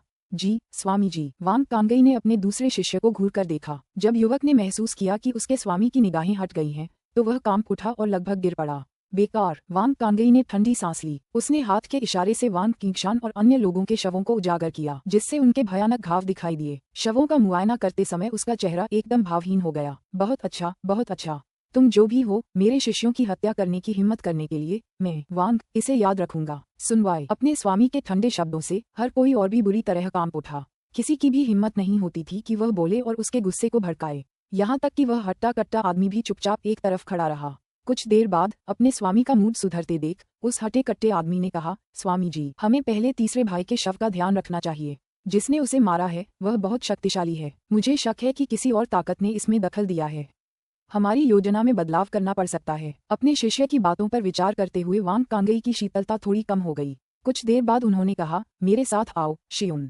दूसरे शिष्य, तीसरे भाई के शरीर का ध्यान रखना। बड़े भाई और गुरुजी को घर में प्रवेश करते देख युवक ने राहत की सांस ली। वह सजा से बाल बाल बच गया था। उसे डर था कि उसका स्वामी उसे नुकसान पहुंचा सकता है, लेकिन राहत मिलने के बाद ईर्ष्या फिर से भड़क उठी। एक बार फिर उनके गुरु ने केवल बड़े भाई से ही मामलों पर चर्चा की। हालांकि वह एक प्रत्यक्ष शिष्य था, फिर भी वह हमेशा खुद को एक बाहरी व्यक्ति जैसा महसूस करता था जिसे केवल घरेलू काम सौंपे जाते थे और उसके गुरु ने उस पर कभी भरोसा नहीं किया। अपनी ईर्ष्या को दबाते हुए उस युवक ने वांग किंगशान के शव को संभालने की व्यवस्था शुरू कर दी। अंदर जाकर हटे कट्टे आदमी ने वांग कांगई से पूछा, गुरुजी, क्या आपने उस व्यक्ति को प्राप्त कर लिया? हाँ, मैंने किया था। मेरा इरादा अपने दोस्त की ताकत का इस्तेमाल करके वेई परिवार को हराने में आपकी मदद करने का था, लेकिन आपकी बातों से लगता है कि हमारी योजना को फिलहाल स्थगित करना पड़ सकता है। वांग कांगई की आंखें ठंडी बनी रहीं। अपने शिष्यों की मृत्यु ने उन्हें किसी अन्य शक्ति की संलिप्तता का संदेह करने पर मजबूर कर दिया। लेकिन वह कौन हो सकता है जो कोई भी उसे उकसाने की हिम्मत करता है? उसे किसी अन्य पूर्व आकाशीय विशेषज्ञ का समर्थन प्राप्त होना चाहिए। क्या ये तियानकांग संप्रदाय के उनके प्रतिद्वंद्वियों में से एक हो सकता है? बहरहाल, जो भी उसका विरोध करने की हिम्मत करता, उसे उसके प्रकोप का सामना करना पड़ता, यहाँ तक कि एक प्रीसेलेस्टियल भी मारा जाता। वेई परिवार के खजाने के बारे में सोचकर वांग कांगई का संकल्प और भी मजबूत हो गया। वह खजाना उसके युद्ध कौशल के मार्ग के लिए अत्यंत महत्वपूर्ण था और वह उसे प्राप्त करने के लिए दृढ़ संकल्पित था। किसी नाजुक घड़ी में वह नियमों को तोड़कर जरूरत पड़ने पर व्यक्तिगत कार्रवाई भी करता था। शियून, पता लगाओ कि तीसरे भाई का हत्यारा कौन है। मैं देखना चाहता हूँ कि कौन शेर की मूंछें नोचने की हिम्मत करता है। हाँ मास्टर। लू किंग को यह नहीं पता था कि टोंग कांगलांग और वांग किंगशान की हत्या ने तियानकांग संप्रदाय के भीतर कई तरह की अटकलें पैदा कर दी थीं। अप्रत्यक्ष रूप से उसने एक बार फिर वेई परिवार को बचा लिया था। अगले कुछ दिनों में उनका जीवन फिर से शांतिपूर्ण हो गया। मुसीबत से बचने के लिए वह ग्रैंड बाजार भी नहीं गया। वह अपना दिन या तो खेती करने में या अपने गुरु से चिकित्सा सीखने में व्यतीत करता था। जीवन संतुष्टिदायक था। रोजाना अभ्यास करने और प्रतिदिन एक टेंडन स्ट्रेंथनिंग पिल का सेवन करने से उनकी साधना में तेजी से प्रगति हुई। जल्द ही वह टेंडन और हड्डियों के क्षेत्र में मामूली सफलता के चरण तक पहुंचने वाला था। एक सुबह लू किंग अपने गुरु से 2 दिन की छुट्टी मांगने के इरादे से हाफवे हाउस गया ताकि वह अपनी सफलता पर ध्यान केंद्रित कर सके। आंगन में प्रवेश करते ही उसने देखा कि उसका स्वामी हमेशा की तरह पत्थर की मेज पर बैठा है। जैसे ही वह उसका अभिवादन करने वाला था, उसे कुछ असामान्य महसूस हुआ। उसने अपने गुरु की आभा में एक अजीब बदलाव देखा, मानो वह अपने आसपास के अंतरिक्ष में सहजता से विलीन हो गए हों। उसी क्षण बूढ़े डॉक्टर ने लू किंग की ओर देखा। उसकी निगाहें इतनी स्पष्ट थीं कि ऐसा लग रहा था मानो वह उसके आर पार देख रही हों, जिससे लू किंग सिहर उठा। उसके चेहरे पर अविश्वास के भाव थे। गुरुजी, क्या आपने सफलता प्राप्त कर ली है? जी हाँ, बूढ़े डॉक्टर ने मुस्कुराते हुए कहा। लू किंग बेहद खुश थी। अध्याय 116। गुरुजी, क्या आपने दिव्य लोक में प्रवेश कर लिया है? लू किंग ने उत्साह से पूछा। अभी नहीं, मैंने केवल आत्मशक्ति को परिष्कृत किया है, लेकिन अभी तक आधिकारिक तौर पर दिव्य लोक में प्रवेश नहीं किया है, वृद्ध चिकित्सक ने उत्तर दिया। उपन्यासों के अध्यायों को शीघ्र और सर्वोत्तम गुणवत्ता में पढ़ने के लिए गूगल पर novelfire.net वेबसाइट खोजें। ये सुनकर लू किंग निराश नहीं हुई। आत्मशक्ति की शक्ति ही जन्मोत्तर अवस्था से पूर्व दिव्य अवस्था तक पहुंचने का महत्वपूर्ण कदम था। मास्टर पहले से ही अर्धस्तरीय पूर्व दिव्य थे, उनमें केवल आत्मा शक्ति की कमी थी। अब जबकि सबसे महत्वपूर्ण तत्व पूरा हो चुका था, वह पूर्व स्वर्गीय क्षेत्र से बस एक कदम दूर था। ये सफलता स्वाभाविक और निर्बाध होगी। आप औपचारिक रूप से पूर्व स्वर्गीय क्षेत्र में कब प्रवेश कर पाएंगे? कुछ दिनों में। एक बार जब मैं अपनी ऊर्जा, आत्मा और सार को उनकी सर्वोत्तम स्थिति में समायोजित कर लूंगा, तो मैं अपने शरीर में ची को आकर्षित करने का प्रयास कर सकता हूं और अंतिम कदम उठा सकता हूं। बूढ़े डॉक्टर ने कहा। गुरुजी, आपने पहले कहा था कि सफलता प्राप्त करने में कम से कम 6 महीने लगेंगे। यह इतनी जल्दी कैसे हो गया? लू किंग ने उत्सुकता से पूछा। ये तो सौभाग्य की बात थी, बूढ़े डॉक्टर ने आह भरी। आपने मुझे जो दिव्य नियम दिया है वह अत्यंत गहन है। किंग नान मेडिकल क्लासिक के मेरे हालिया अध्ययन के साथ मुझे शरीर के सार और आत्मा की शक्ति के बीच संबंध की गहरी समझ प्राप्त हुई, जिससे मुझे समय से पहले ये कदम उठाने में मदद मिली। लू किंग चुप हो गई। उसका अनुमान सही निकला। उसका गुरु वास्तव में साधना के मार्ग में एक विलक्षण प्रतिभा का धनी था। अपनी युवावस्था में वह खंडित तकनीक से स्वास्थ्यवर्धक मुक्केबाजी सीख सकता था। अब वह चिकित्सा ग्रंथों से अंतर्दृष्टि प्राप्त कर सकता है और अपेक्षा से पहले ही सफलता हासिल कर सकता है। ये ध्यान रखना महत्वपूर्ण था कि उनके गुरु को साधना की कोई औपचारिक शिक्षा नहीं प्राप्त थी। उनके गुरु के शिक्षक केवल बुनियादी मार्शल कौशल वाले एक घुमंतु चिकित्सक थे, न कि एक सच्चे मार्शल आर्टिस्ट। एक तरह से ये कहा जा सकता है कि उनके गुरु द्वारा युद्ध कला के क्षेत्र में अपनाया गया मार्ग लगभग पूरी तरह से स्वयं द्वारा खोजा गया था। फिर भी इसके बावजूद वह अब आत्मशक्ति को परिष्कृत करने के उस स्तर पर पहुंच चुका था जो पूर्व स्वर्गीय क्षेत्र से बस एक बाल बराबर दूर था। हालांकि अर्थ वेन स्पिरिट लिक्विड द्वारा प्रदान किए गए अवसर एक कारक थे, लेकिन साधना में उनके गुरु की जन्मजात प्रतिभा निर्विवाद थी। बेशक लू किंग जानता था कि उसका गुरु शायद उसे एक सच्चा मार्शल आर्टिस्ट नहीं मानता था, बल्कि साधना विधियों के कुछ ज्ञान वाला एक वैद्य मानता था। हालांकि उनके गुरु का दिव्य लोक में पदोन्नति होना लू किंग के लिए बहुत अच्छी खबर थी।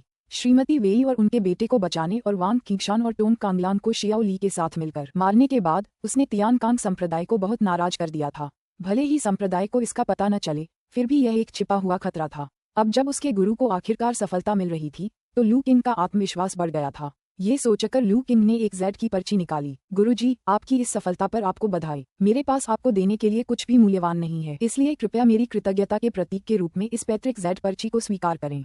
लू किंग ने अपने गुरु को जेड की पर्ची भेंट की। वंशानुगत जेड पर्ची। बूढ़े डॉक्टर ने उत्सुकता से जेड पर्ची को देखा। बिल्कुल, विरासत में मिली जेड पर्ची केवल वही व्यक्ति बना सकता है जिसकी आत्मशक्ति पूर्व दिव्य क्षेत्र में एक महत्वपूर्ण स्तर तक पहुंच चुकी हो। इस छोटी सी जेड पर्ची में ढेर सारी जानकारी समाहित हो सकती है।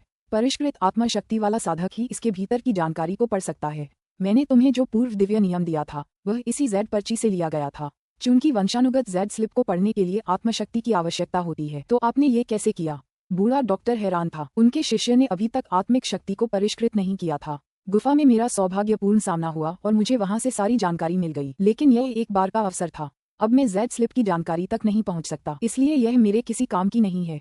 यह आपके लिए बिल्कुल उपयुक्त है, गुरुजी। लू किंग ने अपनी तैयार की गई व्याख्या साझा की। वह जानता था कि अपने गुरु के व्यक्तित्व को देखते हुए वह अपने शिष्य की उस सौभाग्यपूर्ण मुलाकात की प्रकृति के बारे में और अधिक जानने की कोशिश नहीं करेगा। निश्चित रूप से बूढ़े डॉक्टर ने इस पर कोई सवाल नहीं उठाया। लू किंग के वर्णन के अनुसार उस गुफा से पृथ्वी शिरा आत्मा द्रव जैसे चमत्कारी खजाने प्राप्त होते थे, इसलिए उसमें अन्य असाधारण गुण होना स्वाभाविक था। बूढ़े डॉक्टर ने जेड की पर्ची ली और उसकी जांच की। केवल सबसे शुद्ध जेड के मूल भाग से ही विरासत में मिलने वाली जेड स्लिप बनाई जा सकती थी, इसलिए ये स्लिप उत्कृष्ट गुणवत्ता की थी। एक साधारण संग्रहणीय वस्तु के रूप में भी यह अनमोल थी, लेकिन बूढ़े डॉक्टर को पर्ची पर बने जटिल पैटर्न में अधिक रुचि थी। इन पैटर्नों में एक अनोखा आकर्षण था। कुछ देर तक उसकी जांच करने के बाद बूढ़े डॉक्टर को उसमें कुछ भी महत्वपूर्ण नहीं दिखा।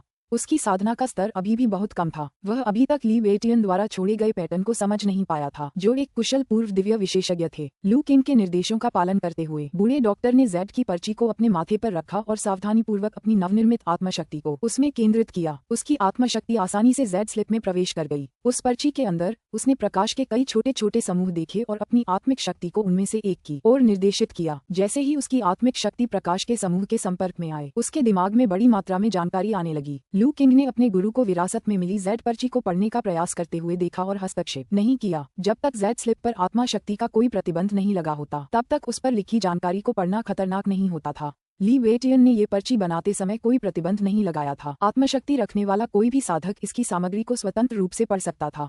जैसे जैसे बूढ़े डॉक्टर ने जेड की पर्ची पर लिखी जानकारी को आत्मसात किया, उनके चेहरे पर कई तरह के भाव दिखाई दिए। जब वह तल्लीन था, अचानक उसे थोड़ा चक्कर आने लगा। उसने अपनी आत्मशक्ति को उसकी चरम सीमा तक पहुंचा दिया था। आखिरकार उसकी आत्मिक शक्ति अभी भी कमजोर थी, क्योंकि उसे अभी अभी परिष्कृत किया गया था। इसका अत्यधिक उपयोग करना उचित नहीं था। अनिच्छा से ही सही, बूढ़े डॉक्टर ने अपना ध्यान उस जेड स्लिप से हटा लिया। मुझे सीनियर ली वेटियन के भाग्य के इतने दुखद होने की उम्मीद नहीं थी, उन्होंने आह भरी। उसने जेड स्लिप में ली वेटियन के अंतिम शब्द अवश्य पढ़े होंगे। गुरुजी, क्या आपने सीनियर ली वेटियन के बारे में सुना है? लू किंग ने पूछा। कभी नहीं, बूढ़े डॉक्टर ने सिर हिलाते हुए कहा। मैंने कई वर्षों तक दूर दूर तक यात्रा की है, लेकिन इस बुजुर्ग का नाम कभी नहीं सुना। लू किंग को कोई आश्चर्य नहीं हुआ। उनके अनुमान के अनुसार ली वेटियन कम से कम 7 या 800 साल पहले जीवित थे। इतने लंबे समय में संपूर्ण राजवंश उठ सकते हैं और गिर सकते हैं। यह कोई आश्चर्य की बात नहीं थी कि पूर्व खगोलीय मामलों के विशेषज्ञ को भुला दिया जाएगा। गुरुजी, मैं यह विरासत में मिली जेड पर्ची आपके पास छोड़ रहा हूँ। जब आप आधिकारिक तौर पर पूर्व दिव्य क्षेत्र में प्रवेश करेंगे, तो आप इसमें वर्णित तकनीकों का अभ्यास कर सकते हैं। बूढ़े डॉक्टर ने सिर हिलाकर इनकार में कुछ नहीं कहा। इस स्तर पर गुरु और शिष्य के बीच का बंधन औपचारिकताओं की किसी भी आवश्यकता से परे हो गया था। इस सफलता के लिए मुझे 3 दिन एकांत साधना करनी होगी, ताकि मैं अपनी ऊर्जा, आत्मा और सार को समायोजित कर सकूं। उसके बाद मैं अपने शरीर में ऊर्जा का संचार करूंगा और सफलता प्राप्त करने का प्रयास करूंगा। आना मत भूलना, बूढ़े चिकित्सक ने निर्देश दिया। 3 दिन। लू किंग को सुखद आश्चर्य हुआ। मैं आपकी रक्षा के लिए अवश्य आऊंगी, स्वामी। पूर्व स्वर्गीय क्षेत्र में सफलता प्राप्त करना लू किंग के लिए अत्यंत लाभकारी होगा। मेरी रक्षा करोगे? क्या तुम्हें लगता है कि कोई मुझे नुकसान पहुंचाएगा? बूढ़े डॉक्टर ने मजाक में कहा। आप सही कह रहे हैं, मेरे शब्द अशुभ थे। लू किंग ने तुरंत सुधार किया। ठीक है, मैं देख रहा हूँ कि आपकी ऊर्जा और रक्त में सामंजस्य है। आपकी नसें और हड्डियां मजबूत हैं। मुझे लगता है कि आप नसों और हड्डियों के क्षेत्र में छोटी उपलब्धि हासिल करने के करीब हैं। बूढ़े डॉक्टर ने टिप्पणी की। गुरुजी, आपकी नज़र बहुत तेज है। मैं आज अपनी सफलता पर ध्यान केंद्रित करने के लिए छुट्टी लेने आई थी। मुझे आपकी सफलता के बारे में सुनने की उम्मीद नहीं थी, लू किंग ने कहा। आपकी साधना की गति आश्चर्यजनक है। इस प्रांत के प्रसिद्ध मार्शल आर्ट के धुरंधर भी शायद आपकी बराबरी नहीं कर सकते। बूढ़े डॉक्टर ने आश्चर्य व्यक्त किया। उनके शिष्य ने हाल ही में टेंडन्स एंड बोन्स क्षेत्र में प्रवेश किया था और वह पहले से ही उस क्षेत्र में एक छोटी सी उपलब्धि के करीब पहुंच रहा था, लेकिन वह ये भी जानता था कि लू किंग ने पृथ्वी शिरा आत्मा द्रव ग्रहण किया था, जिससे उसकी प्रतिभा में काफी वृद्धि हुई थी। युद्ध कौशल के मामले में वह उन असाधारण प्रतिभाओं से कम नहीं था। गुरुजी 3 दिनों के लिए एकांतवास में रहेंगे और मुझे भी टेंडन और बोन्स क्षेत्र में लघु उपलब्धि प्राप्त करनी है। ये बिल्कुल सही समय है। लू किंग मुस्कुराई। हाफवे हाउस से नीचे आते हुए लू किंग को बहुत खुशी महसूस हुई। उनके गुरु की शुरुआती सफलता उनके लिए एक अप्रत्याशित खुशी थी। एक बार जब उनके गुरु ने औपचारिक रूप से दिव्य लोक में प्रवेश कर लिया और ली वेटियन की विरासत के साथ वह शीघ्र ही एक दुर्जेय दिव्य लोक विशेषज्ञ बन जाएगा। तब तक उनकी नींव और भी मजबूत हो चुकी होगी। संतुष्टि का अनुभव करते हुए लू किंग घर लौट आए। अंदर शियाओ यान और शियाओ ली फिर से गोमोकू खेल रहे थे। दोनों छोटे बच्चे इस खेल से कभी नहीं थकते थे और इसे रोजाना कई बार खेलते थे। दोनों ही प्रतिस्पर्धी थे और जीत हार का हिसाब बहुत सावधानीपूर्वक रखते थे। इसके चलते उनकी गिनती करने की क्षमता में तेजी से सुधार हुआ। अब वे 1000 से अधिक की गिनती आसानी से कर सकते थे, जिससे लू किंग का काफी समय बच गया। लू किंग ने उन्हें विविधता के लिए एनिमल चेस जैसे किसी अन्य खेल से परिचित कराने पर विचार किया था, लेकिन ये देखकर कि वे अभी भी गोमोकू में मग्न थे, उसने ध्यान नहीं दिया। उन दोनों को खेल में मग्न देखकर लू किंग ने उन्हें परेशान नहीं किया। उसने उनका अभिवादन किया और फिर अपनी युद्ध की छुरी लेकर पहाड़ के पीछे स्थित बांस के जंगल की ओर चल पड़ा। अगले दिनों में लू किंग ने अपना पूरा ध्यान साधना पर केंद्रित कर दिया। तीसरी सुबह उन्होंने टेंडन और हड्डियों के क्षेत्र में छोटी उपलब्धि हासिल करने में सफलता प्राप्त की। बांस के जंगल में लू किंग मुक्केबाजी का अभ्यास कर रही थी। ये स्वास्थ्यवर्धक मुक्केबाजी नहीं, बल्कि उनके गुरु के अध्ययन से प्राप्त एक मार्शल आर्ट है, जो ची और रक्त के क्षेत्र में मुक्केबाजी की एक तकनीक है। हाल ही में जब लू किंग की तलवारबाजी की तकनीक संतुलित और परिष्कृत अवस्था में पहुंच गई, तो वह एक ऐसी स्थिति में फंस गया जहां आगे सुधार की कोई गुंजाइश नहीं थी। जब उसके पास करने के लिए कुछ बेहतर नहीं बचा, तो उसने अपने गुरु के संग्रह से अन्य मार्शल आर्ट का अभ्यास करना शुरू कर दिया। इसमें वे 2 मार्शल आर्ट शामिल थे जिन्हें उन्होंने शुरू में नजरअंदाज कर दिया था, टेंडन और बोन्स क्षेत्र की लाठी तकनीक और तलवार तकनीक। लू किंग की असाधारण युद्ध कौशल और स्पष्ट प्राथमिकताओं को जानते हुए बूढ़े डॉक्टर ने उसे सभी नियमावली लेने की अनुमति दे दी। अपनी क्षमताओं का उपयोग करते हुए लू किंग ने शीघ्र ही सभी मार्शल आर्ट सीख लिए। तलवारबाजी की तकनीकों में अपनी वर्तमान महारत और अपनी क्षमताओं की सहायता से वह अन्य 2 टेंडन्स और बोन्स दायरे की तकनीकों सहित उन सभी में शीघ्र ही एक उन्नत स्तर पर पहुंच गया। कुछ अनुभव प्राप्त करने के बाद भी लू किंग को तलवार का उपयोग करना ही पसंद था, इसलिए उसका अन्य हथियारों पर स्विच करने का कोई इरादा नहीं था। उस समय लू किंग अपने गुरु के संग्रह से मुक्केबाजी की एक तकनीक का अभ्यास कर रहा था। फियर्स टाइगर फिस्ट नाम की यह मार्शल आर्ट ची और रक्त के क्षेत्र से संबंधित थी। ऊर्जा और रक्त से संबंधित तकनीक होने के बावजूद लू किंग के हाथों में यह अविश्वसनीय रूप से शक्तिशाली थी। हर मुक्के के साथ उसकी नसें और हड्डियां एक खींचे हुए धनुष की तरह गूंजती थीं, जिससे जबरदस्त बल निकलता था। उसके मुक्कों की ताकत हवा में गूंज रही थी, मानो उसके अंदर एक भयंकर बाघ दहाड़ रहा हो, जो काफी डरावना था। इतनी शक्ति देखकर इस तकनीक का आविष्कारक भी अवाक रह जाएगा। वह कल्पना भी नहीं कर पाएगा कि फियर्स टाइगर फिस्ट इतनी गति प्राप्त कर सकता है। गर्जन। Fierce tiger fist tiger roar under heaven की अंतिम चाल पूरी करने के बाद लू किंग ने धीरे धीरे अपनी ऊर्जा वापस ले ली। उसकी ऊर्जा और रक्त भट्टी की तरह थे, जो उसके पसीने को सफेद भाप में बदल रहे थे। नसें धनुष की डोरी जैसी, हड्डियां धनुष के शरीर जैसी, धनुष खींचना पूर्णिमा के चंद्रमा जैसा, ताकत लगातार तीरों जैसी। एक ही सांस में बिना ताकत खोए सो मुंह के मार पाना नसों और हड्डियों की दुनिया में एक छोटी सी उपलब्धि है। टेंडन और हड्डियों के क्षेत्र में एक छोटी सी उपलब्धि की कुंजी 10 शब्दों में निहित है। पूर्णिमा के चंद्रमा की तरह धनुष खींचना, निरंतर तीरों की तरह ताकत। नस और हड्डियों को एक निश्चित स्तर की मजबूती और लचीलेपन तक मजबूत करके, जिससे वे बिना किसी नुकसान के बल लगा सकें, तभी कोई छोटी मोटी उपलब्धि हासिल कर सकता है। पिछले दिन टोंग कैंगलांग मेरे पूरे बल के प्रहार को बिना किसी गंभीर चोट के झेल गया। उसके कवच की असाधारण सुरक्षा के अलावा एक और कारण था टेंडन और बोन क्षेत्र में उसकी छोटी सी उपलब्धि, जिससे उसकी टेंडन और हड्डियां स्प्रिंग की तरह काम करती हैं और मेरे अधिकांश बल को विक्षेपित कर देती हैं। बांस के जंगल में खड़े होकर लू किंग को कई तरह के एहसास हुए। टेंडन और हड्डियों के क्षेत्र में उनकी समझ और गहरी हो गई। 1000 मील की यात्रा एक कदम से शुरू होती है। यद्यपि उनके मस्तिष्क में कई उच्च स्तरीय विरासतें समाहित थीं, जिससे उनका क्षितिज विस्तृत हुआ, फिर भी मार्शल कला साधना के मार्ग में निरंतर प्रगति की आवश्यकता थी। प्रत्येक स्तर तक सही मायने में पहुंचने पर ही उसे विरासत में मिले ज्ञान की गहरी समझ प्राप्त होगी। टेंडन को मजबूत करने वाली गोली की मदद से मेरा अगला लक्ष्य टेंडन और हड्डियों के क्षेत्र में बड़ी उपलब्धि हासिल करना अब दूर नहीं है। इस छोटी सी उपलब्धि को पाकर लू किंग को खुशी तो हुई, लेकिन वह ज्यादातर शांत रही। कई अवसर प्राप्त करने के बाद उनकी दृष्टि विस्तृत हुई और उन्होंने उच्चतर साधना लक्ष्य निर्धारित किए। टेंडन और हड्डियों के क्षेत्र में मिली एक छोटी सी सफलता उसे उत्साहित करने के लिए पर्याप्त नहीं थी। अब उसका एकमात्र लक्ष्य आंतरिक अंगों के क्षेत्र के शिखर तक पहुंचना और पूर्व स्वर्गीय क्षेत्र के लिए प्रयास करना था। कल मैं पूर्व स्वर्गीय क्षेत्र में प्रवेश का साक्षी बनूंगा। अपने स्वामी के साथ हुए समझौते को याद करते हुए लू किंग ने उत्सुकता से आगे की ओर देखा। अध्याय 117 दादाजी चेन। सुबह सुबह हाफवे हाउस के सामने लू किंग ने शियाओ यान का हाथ पकड़ रखा था और शियाओ ली उसके कंधे पर खड़ी थी, जो अभी अभी पहाड़ की तलहटी से ऊपर आई थी। आंगन में बूढ़े डॉक्टर को मुक्केबाजी का अभ्यास करते देख शियाओ यान ने मधुर स्वर में पुकारा, तुम यहाँ हो। बुजुर्ग डॉक्टर ने हेल्थ नरिशिंग बॉक्सिंग का आखिरी स्टेप पूरा किया और सहजता से अपना अभ्यास समाप्त किया। गुरुजी, आपकी स्वास्थ्यवर्धक मुक्केबाजी पूर्णता के शिखर पर पहुंच गई है, जो मेरी मुक्केबाजी से कहीं बेहतर है, लू किंग ने कहा। गुरु की मुक्केबाजी, जो परिवेश के साथ सहज रूप से एकीकृत थी, कुछ ऐसी चीज थी जिसे लू किंग अभी तक हासिल नहीं कर सका था। आखिरकार मैं आपसे दशकों अधिक समय से अभ्यास कर रहा हूँ, इसलिए स्वाभाविक ही है कि मैं थोड़ा अधिक कुशल हूँ, बूढ़े डॉक्टर ने हंसते हुए कहा। ऐसा लगता है कि आप पिछले कुछ दिनों से अच्छी तरह से तालमेल बिठा रहे हैं, मास्टर। लू किंग ने अपने गुरु को देखा, जो अब एक साधारण बूढ़े व्यक्ति की तरह दिख रहे थे। उनमें शक्तिशाली योद्धा होने का कोई संकेत नहीं था, जो दिव्य लोक में प्रवेश करने की कगार पर थे। यहाँ तक कि लू किंग भी अपनी क्षमताओं का उपयोग किए बिना कुछ भी असामान्य नहीं देख सका। इससे ये संकेत मिलता है कि गुरु का स्वयं पर नियंत्रण आश्चर्यजनक स्तर तक पहुंच गया था और उनके शरीर से रक्त ऊर्जा का जरा सा भी रिसाव नहीं हो रहा था। तुम पहले से ही मुझसे थोड़े अधिक शक्तिशाली हो, क्योंकि तुमने बहुत जल्दी टेंडन और बोन्स के क्षेत्र में प्रवेश कर लिया है। अपनी वर्तमान स्थिति को देखते हुए बूढ़े डॉक्टर ने स्वाभाविक रूप से लू किंग की प्रगति को एक नज़र में ही भांप लिया। एक दूसरे की तारीफ करने के बाद समूह आंगन में प्रवेश कर गया। गुरुजी, आप किस दिशा में आगे बढ़ने की योजना बना रहे हैं? लू किंग ने पूछा। यहीं आंगन में। मैं यहाँ कई वर्षों से रह रहा हूँ और इस जगह से अच्छी तरह परिचित हूँ।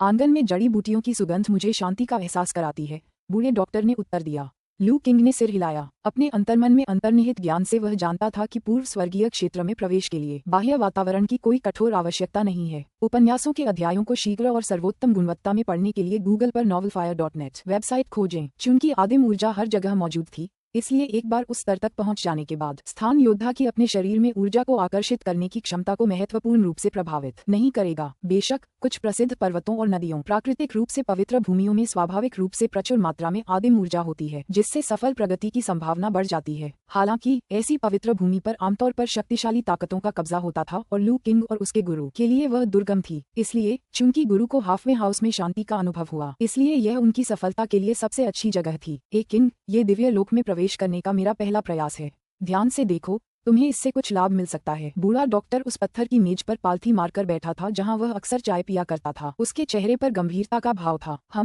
लू किंग ने गंभीरता से सिर हिलाया और शियाओ यान और शियाओ ली से कहा, तुम दोनों दादाजी चेन पर कड़ी नजर रखना। पूर्व स्वर्गीय क्षेत्र में हुई अभूतपूर्व प्रगति को प्रत्यक्ष रूप से देख पाना किसी भी जन्मोत्तर क्षेत्र के योद्धा के लिए एक जबरदस्त अवसर था। इसीलिए लू किंग उन दोनों को अपने साथ लेकर आई थी। यद्यपि वे युवा और अनुभवहीन थे, फिर भी इस अभूतपूर्व उपलब्धि का उन पर अमिट प्रभाव पड़ेगा, जिससे उनके भविष्य के विकास को बहुत लाभ होगा। यहाँ तक कि शियाओ ली जैसे आध्यात्मिक जीव भी अपवाद नहीं थे। ये महज अनुमान नहीं थे। ली वेटियन से मिली विरासत में इन तथ्यों का स्पष्ट रूप से उल्लेख किया गया था। कुछ प्रमुख संप्रदायों में जब कोई व्यक्ति पूर्व स्वर्गीय क्षेत्र में प्रवेश कर जाता था, तो वे अक्सर अपने मुख्य शिष्यों के लिए एक अवलोकन समारोह आयोजित करते थे, ताकि वे उस सफलता के सार का अनुभव कर सकें। इसका उद्देश्य यह आशा करना था कि दिव्य ज्ञान की प्राप्ति से शिष्यों को आशीर्वाद मिलेगा, जिससे उन्हें अंतर्दृष्टि प्राप्त करने और अपनी साधना यात्रा में अधिक सुगमता से आगे बढ़ने में मदद मिलेगी। लू किंग की बातें सुनकर दोनों बच्चों ने अपनी आंखें चौड़ी कर ली और बूढ़े डॉक्टर को ध्यान से देखने लगे। विशेष रूप से जियाओ ली, जिसकी आध्यात्मिक पशु जैसी संवेदनशीलता ने उसे इस बात का भली भांति एहसास दिलाया कि बूढ़े डॉक्टर के साथ कुछ चमत्कारिक घटना घटित होने वाली है। बूढ़े डॉक्टर ने अपनी आंखें बंद कर लीं, धीरे धीरे सांस लेते हुए अपनी स्थिति को सर्वोत्तम अवस्था में समायोजित कर लिया। फिर उसने अपनी आत्मा की सावधानीपूर्वक परिष्कृत शक्ति को जुटाया और उसे अपने दांतियान में स्थित ची छिद्र की ओर निर्देशित किया। जन्मोत्तर क्षेत्र के योद्धा के लिए पूर्व स्वर्गीय क्षेत्र में प्रवेश करने का पहला कदम आत्मा की शक्ति को परिष्कृत करना था। दूसरा चरण इस आत्मिक शक्ति का उपयोग करके दांतियन में ची छिद्र को खोलना था। तीसरा चरण आदिम ऊर्जा को शरीर में खींचना, उसे दांतियन ऊर्जा छिद्र में निर्देशित करना और उसे अद्वितीय पूर्व दिव्य ऊर्जा में परिष्कृत करना था। केवल पूर्व दिव्य ऊर्जा के निर्माण से ही कोई वास्तव में पूर्व दिव्य क्षेत्र में प्रवेश कर सकता है। इन चरणों में से दूसरे और तीसरे चरण को अलग नहीं किया जाना चाहिए।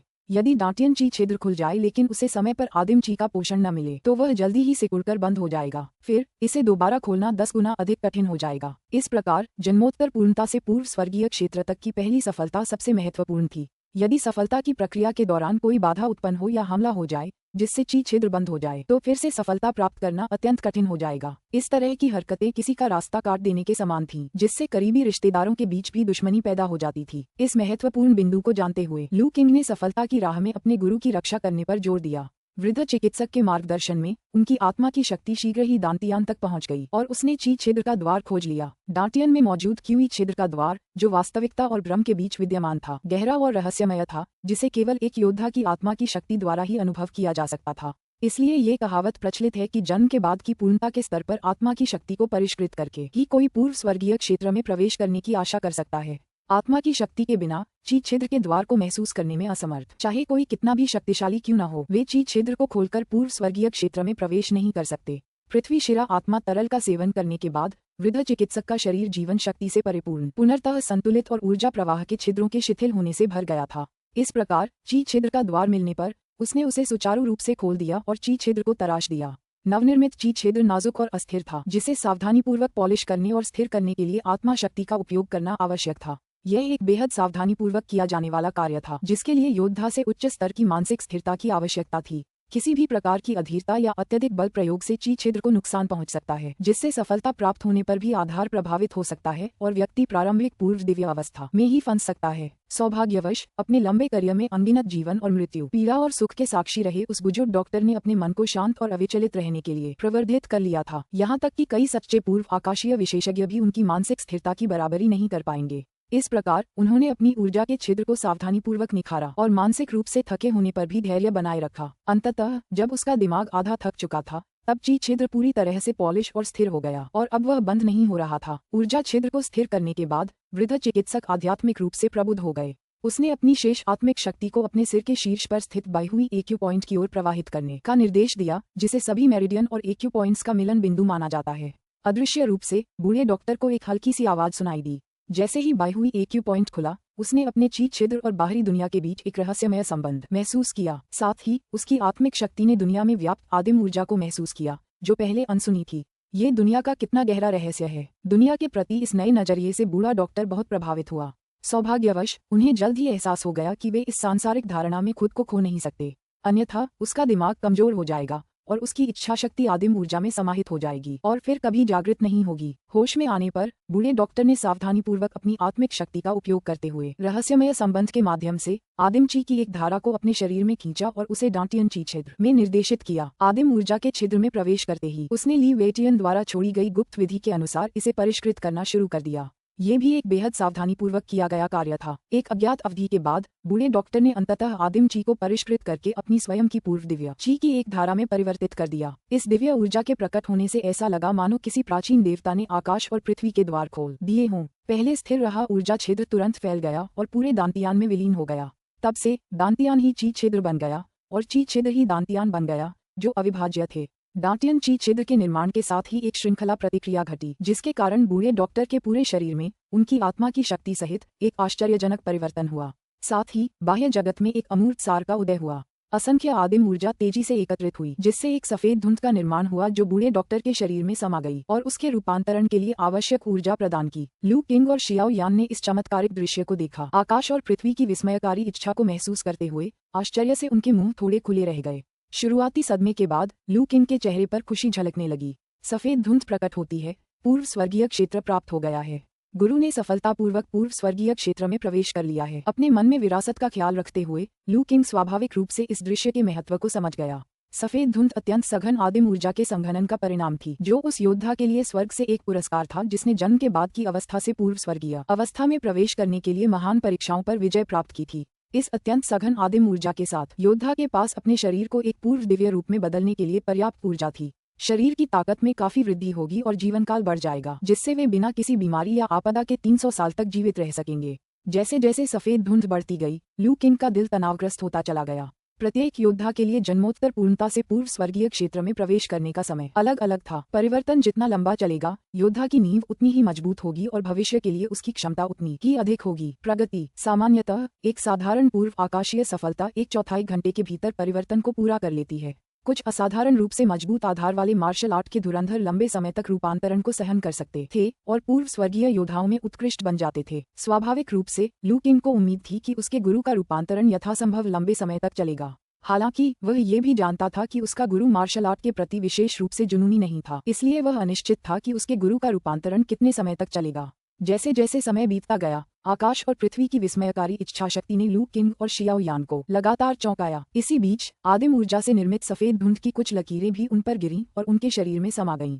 यह एक अलौकिक चमत्कार को देखने का सौभाग्य था। आकाश और पृथ्वी की इच्छा की छाप और आदिम ऊर्जा की सफेद धुंध दोनों ही लू किंग और अन्य लोगों के लिए अत्यंत लाभकारी थीं। इससे उनकी भविष्य की साधना यात्रा सुगम हो जाएगी। जैसे जैसे समय बीतता गया, लू किंग मिनटों को गिनता रहा।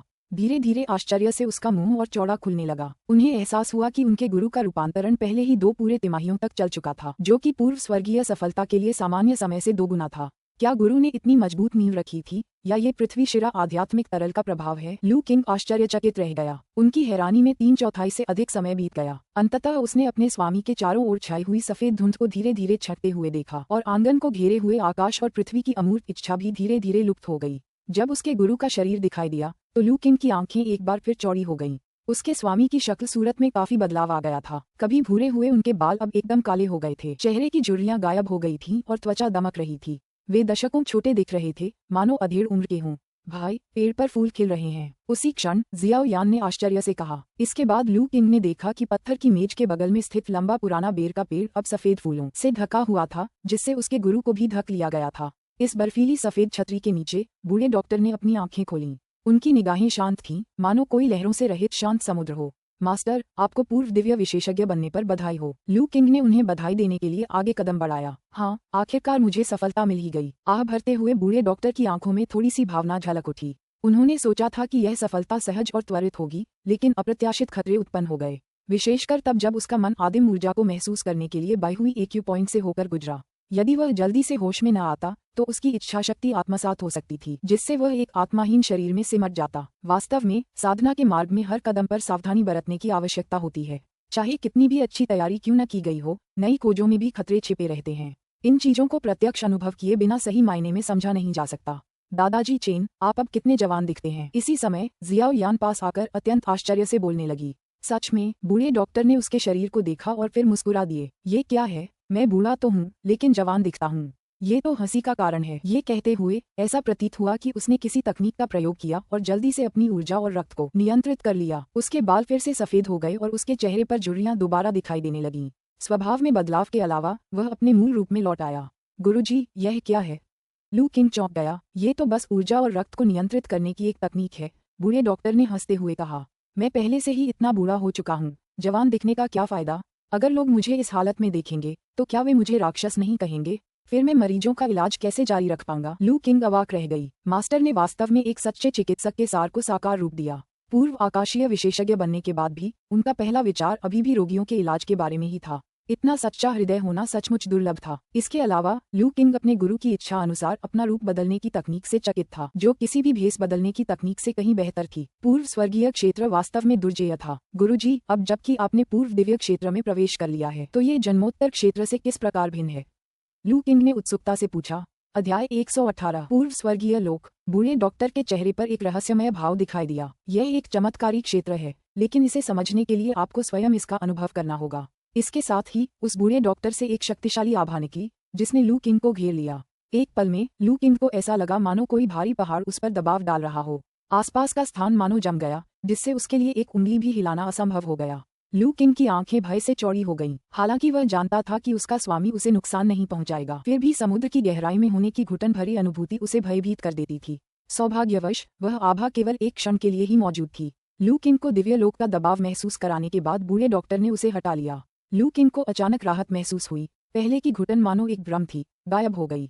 जहां तक शियाओ यान और शियाओ ली की बात है, वे पूरी तरह से अचंभित और अप्रभावित रहे। उन्हें अपने गुरु की आभा का जरा भी एहसास नहीं हुआ, लेकिन लू किंग जानता था कि यह कोई भ्रम नहीं था। इस समय वह सचमुच हिल नहीं पा रहा था। अगर उसके मालिक ने उसे मारना चाहा होता तो यह एक विचार जितना आसान होता। गुरुजी, अभी अभी क्या हुआ था? लू किंग ने हड़बड़ी में पूछा। यद्यपि उन्हें पूर्व स्वर्गीय क्षेत्र के बारे में ज्ञान विरासत में मिला था, लेकिन यह विरासत उस क्षेत्र के हर विवरण को कवर नहीं कर सकती थी। ली वेटियन बहुत ज्यादा बोलने वाले व्यक्ति नहीं थे। अभी अभी मैंने जो प्रदर्शित किया वह पूर्व आकाशीय क्षेत्र का अद्वितीय दबाव था, बूढ़े डॉक्टर ने समझाया। जन्म के बाद का वह योद्धा जिसने अपनी आत्मिक शक्ति को पूर्णता तक निखार लिया है। स्वर्ग और पृथ्वी के नियमों की सहायता से पूर्व स्वर्गीय क्षेत्र में प्रवेश करने पर उसकी आत्मिक शक्ति तेजी से बढ़ेगी और उसे काफी शक्ति प्राप्त होगी। आत्मा की यह शक्ति पूर्व दिव्य क्षेत्र की आभा के साथ मिलकर एक अद्वितीय दबाव बनाती है। हालांकि यह सीधे तौर पर लोगों को नुकसान नहीं पहुंचा सकती, लेकिन यह एक योद्धा के मन को भयभीत कर सकती है। जन्म के बाद के योद्धाओं के लिए जब तक उनमें दृढ़ संकल्प और लगन न हो, इस भय से मुक्त होना कठिन होता है। भले ही कुछ योद्धा इस धमकी का सामना करने में सक्षम हों, लेकिन ऐसे दबाव में उनका दिमाग भ्रमित हो जाएगा और उनका शरीर भारी महसूस होगा, जिससे उनके लिए अपनी ताकत का 30 या 40% से अधिक लगाना मुश्किल हो जाएगा। पूर्व आकाशीय दबाव, लू किंग ने धीरे से कहा। इस क्षण उसे अंततः पूर्व दिव्य क्षेत्र की शक्ति का थोड़ा सा आभास हुआ। इसके अलावा पूर्व आकाशीय पिंड की शक्ति और रहस्यमय पूर्व आकाशीय ऊर्जा का उल्लेख करना भी जरूरी है।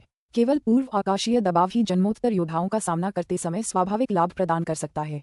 हाँ, किंग, भविष्य में यदि तुम्हारा सामना किसी दिव्य लोक से हो तो तुम्हें सावधान रहना चाहिए और ऐसे किसी भी प्राणी को हल्के में नहीं लेना चाहिए।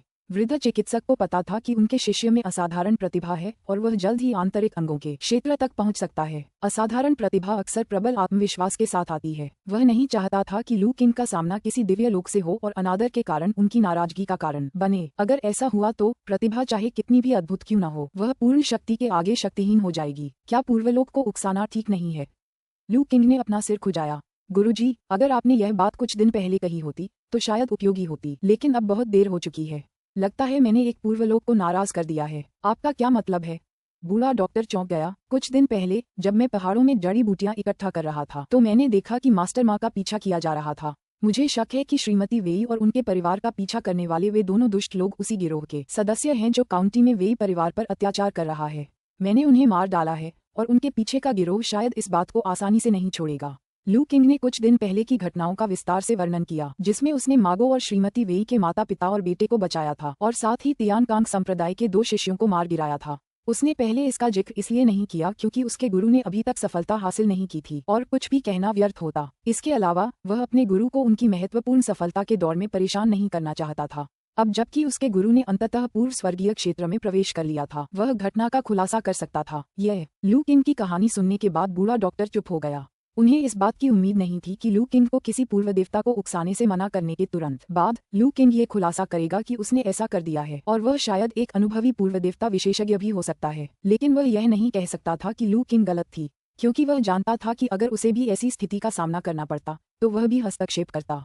वह चुपचाप खड़ा होकर मागो और श्रीमती वेई को नुकसान पहुंचते हुए नहीं देख सकता था। अधिक से अधिक वह उन दोनों को नहीं मारता, लेकिन वह अपने शिष्य की क्षमताओं को समझता था। कुछ समय पहले तक लू किंग केवल टेंडन्स एंड बोन्स क्षेत्र की शुरुआत में ही थी। 2 इतने शक्तिशाली शत्रुओं का सामना करते हुए जीवित रहना अपने आप में एक चमत्कार था। उनसे दया दिखाने की उम्मीद करना अवास्तविक होगा। इसलिए एक पल के लिए बूढ़े डॉक्टर को समझ नहीं आया कि क्या कहें। गुरुजी, क्या मैंने कुछ गलत किया? लू किंग ने घबराकर पूछा। बूढ़े डॉक्टर ने आह भरते हुए कहा, आप लोगों की जान बचा रहे थे, इसमें गलत क्या हो सकता है? ये तो बस हमारी बदकिस्मती है कि हमें ऐसी स्थिति का सामना करना पड़ा।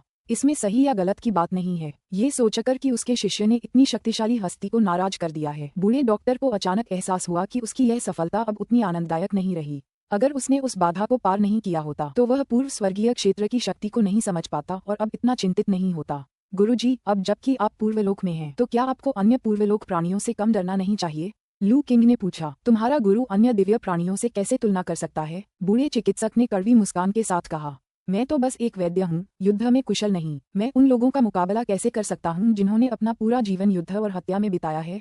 वरिष्ठ ली वेटियन द्वारा छोड़ी गई विरासत के साथ भी बूढ़े डॉक्टर ने कुछ देर के लिए विराम लिया। कुछ क्षण मौन रहने के बाद उन्होंने कहा, यही एकमात्र विकल्प है।